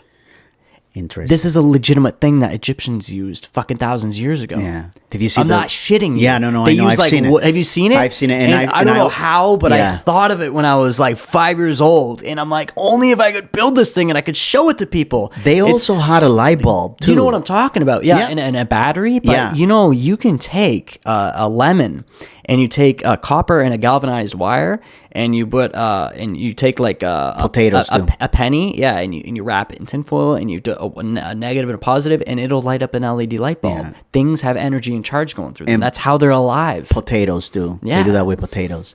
So there's energy out there that Yeah. you can harness and It's use. just that we have the knowledge is then we forgot all this, like Yeah. the knowledge, like you know. But like, okay, what I was trying to get to was basically if you and me were to spend a year and we figured out the best. Well, we'll stop in a few minutes. Okay, we figured out the best geopolymer things to use. You can pulverize limestone into powder. There's easy ways of doing that, and you can use binder, and you can use microfibers like fiberglass, stuff like that, and you can make it really strong. You can make like a carbon-based mesh, and you can basically make like Lego pieces, but you're pre-molding them. Like you have to make the molds, and you fill it up, and you basically you don't pick up blocks and stack them. No. You make your mold, and then you put and then it hardens, and then you fill up that mold on top of that mold, and then you can even make arches like that. Wouldn't that be the same idea as the 3D printers? Those houses they're building. No, it's not the same. That's layer by layer. It's that layer by layer. But you can make like pieces like this, right? And then you can make the mold shape like that, and you can fill it up, and you can literally piece them together like Lego and fit them together. There's this site. It's way up in the Andes, and the pieces are laid all over the place, and they like fit together like puzzle pieces. Oh, that's what that guy Michael Tillinger talks about. Do you know what I'm talking about? That place, Yeah, it's yeah, way yeah. up, and there's like a big square space, and it's like basically a big tidal wave or something hit that place, and it's mashed together a slot. But have you seen like the H-shaped things, the things that look like an H? Those are what I'm talking about. Yes. That's what they did. They made these big puzzle pieces, and they did geopolymer, whatever the fuck you want to call it. It's like super advanced things where you can basically mold and shape and move around granite or granite or limestone as if it's like putty, and you can melt it, or you can use chemical processes to heat it, and you can do stuff. And these people, so you and me, if we were to do this and we had simple, and we were only using blocks that weighed up to no more than 100 pounds, right? Because within a summer we could build a fucking palace looking thing that looks crazy. You'd be like, how the fuck did they do that? Like, you can literally make like if you look at some of the Colosseums over in Europe, see how high those ceilings go, and the way that they connect at the ceiling. The one in Rome, and that it's Italian Colosseum. It's all pieces that they just but there's a secret. I don't mean to say this, I'm sorry, Freemasons, but there's a secret. I'll have to show you this video sometime. They don't want you to know. But if you go uptown, you look at some of those churches and some of those buildings that were built by them that are like 100 years old, you look really closely and you see little dimples and stuff in it. It looks like they're using buffering tools. No. It is their mold, Tony, and they put a cloth between the mold and that, and when it hardened, they pull the cloth off, and that's those little dimples that you see. Man, so those things were not picked up by cranes. The Catholic Church had a lot of knowledge too. You weren't allowed to be around the construction site when they worked. It was a big no-no. Yeah, those big cathedrals are. So the Jesuits and the Templars and all of those, the Rosicrucians. That's why they put the pyramid on the back of the bill, because masonry is everything to these people. It shows your highest level of what you're capable to do with your mind. And it's a lot easier than you think. And the distraction is that you pick them up with cranes and move them around, and that you carve them. No, you see those things like there's this one weird place uptown on Prince William Street. There's like this there's like gargoyles and stuff. Yeah, I've seen that. And there's this one guy like this, and he's got coins coming out of his mouth. People think that they carve those with chisels and stuff. No, they made it's a mold. It's a mirror mold where they carve it out in like a clay, and they heat it, and then they put their geopolymer concrete into it. But that's all top secret stuff. That's why they're top secret society, Freemason, whatever. They got their own thing, and that's what it is. It's all. It's like a poured concrete. You're like, how do they do that so well without wrecking it? And a lot of it, I mean, the conspiracy theories, I mean, a lot of it is just a simple secret. It's just simple secrecy. It's actually simple stuff. It's like learning how to do a magician's tricks, and you realize, like, is that really how you did that fucking trick? And I didn't even see that? God damn it. Yeah. And that's what I think it is with the pyramids. It's a lot more simple than people think. It's interesting. They didn't pick up 20,000 ton blocks. They didn't do that. Come on, they must have used a different way with sticks. It's like, have you seen the documentary about the Giza plateau with the ramp? The Giza, they have like a huge ramp, and they have like the little sticks. And it's like, oh my god, this is a joke. It's like. The ramp would still be there. The ramp would have to be 5 times bigger than the pyramid itself. You just disassemble the ramp. It's like, let's disassemble the ramp now. Let's kill ourselves. The ramp would be more impressive than the pyramid itself. Right. It's like, forget the pyramid. I want to see the ramp. Or that one where they like go like this. They go around in circles. There's one that's straight up. And they depict that in one of those films. Like, I think it's like the 10,000 BC. Yeah, I 10,000 BC. Hated that stupid 10,000 BC. God, or the old movie of what is it? Moses or whatever. Yeah. You see that? And they show the big ram. They show the big mammoth elephants or whatever pulling the concrete blocks, and I'm like, oh my god, really? You would need 100 fucking elephants. It's hilarious. And what kind of ropes are you using? Do they got diamond threads in them? Probably. They're like, this rope is made out of diamond threads. It's a cable that it's one of those bridge cables. So funny. I get humor out of it. Anyway, Yeah. Do you want to close it up? we're gonna have to call it. Yeah. Yeah. Okay, this is the end of part 2, people. If we're going to do one, next time it's going to be, we're going to pick a topic, whether it's about cooties or the government or maybe Trudeau or whatever. We're going to stick to a topic and we'll have, 5 to 10 topics and we'll go deep into those things. Right. Right? Have fun, man. This was freestyle. This is just starting out shit. Yeah. Yeah. It's good. It was good. And I know you motherfuckers are waiting for part 2. I just know it. Good times. Yeah. Good times. Yeah. And I got a guy from PPC coming on next week. Can't wait. Can't wait to hear that one. Yeah. He seems pretty smart. I mean, I've been watching what he's been doing for a while. Hey, I'm not smart. I You have me here. That's okay. I don't agree with everything that all these guys do, but like, man, at least they're trying to make society better, it seems. I went to a couple of the rallies and it's like, man, this motherfucker is speaking some real shit. You don't see Wayne Long and that other bastard going up there. They do shit like, look, I'm helping the kids with the community. Oh, look at me with my dogs. Take a picture quickly. Yeah, take a picture quickly. Take a picture. It's like, fucking make sure you smile. You better make sure you smile. I'm gonna touch your thing again. It's all about image, okay? I'm a good guy. Gosh, it's Honestly. all for show. It's a show. It's a show. It's a play. Yeah. Yeah. Anyway, good All time, right. man. Yeah. Peace Peace. out, y'all. That was good. That was good, man.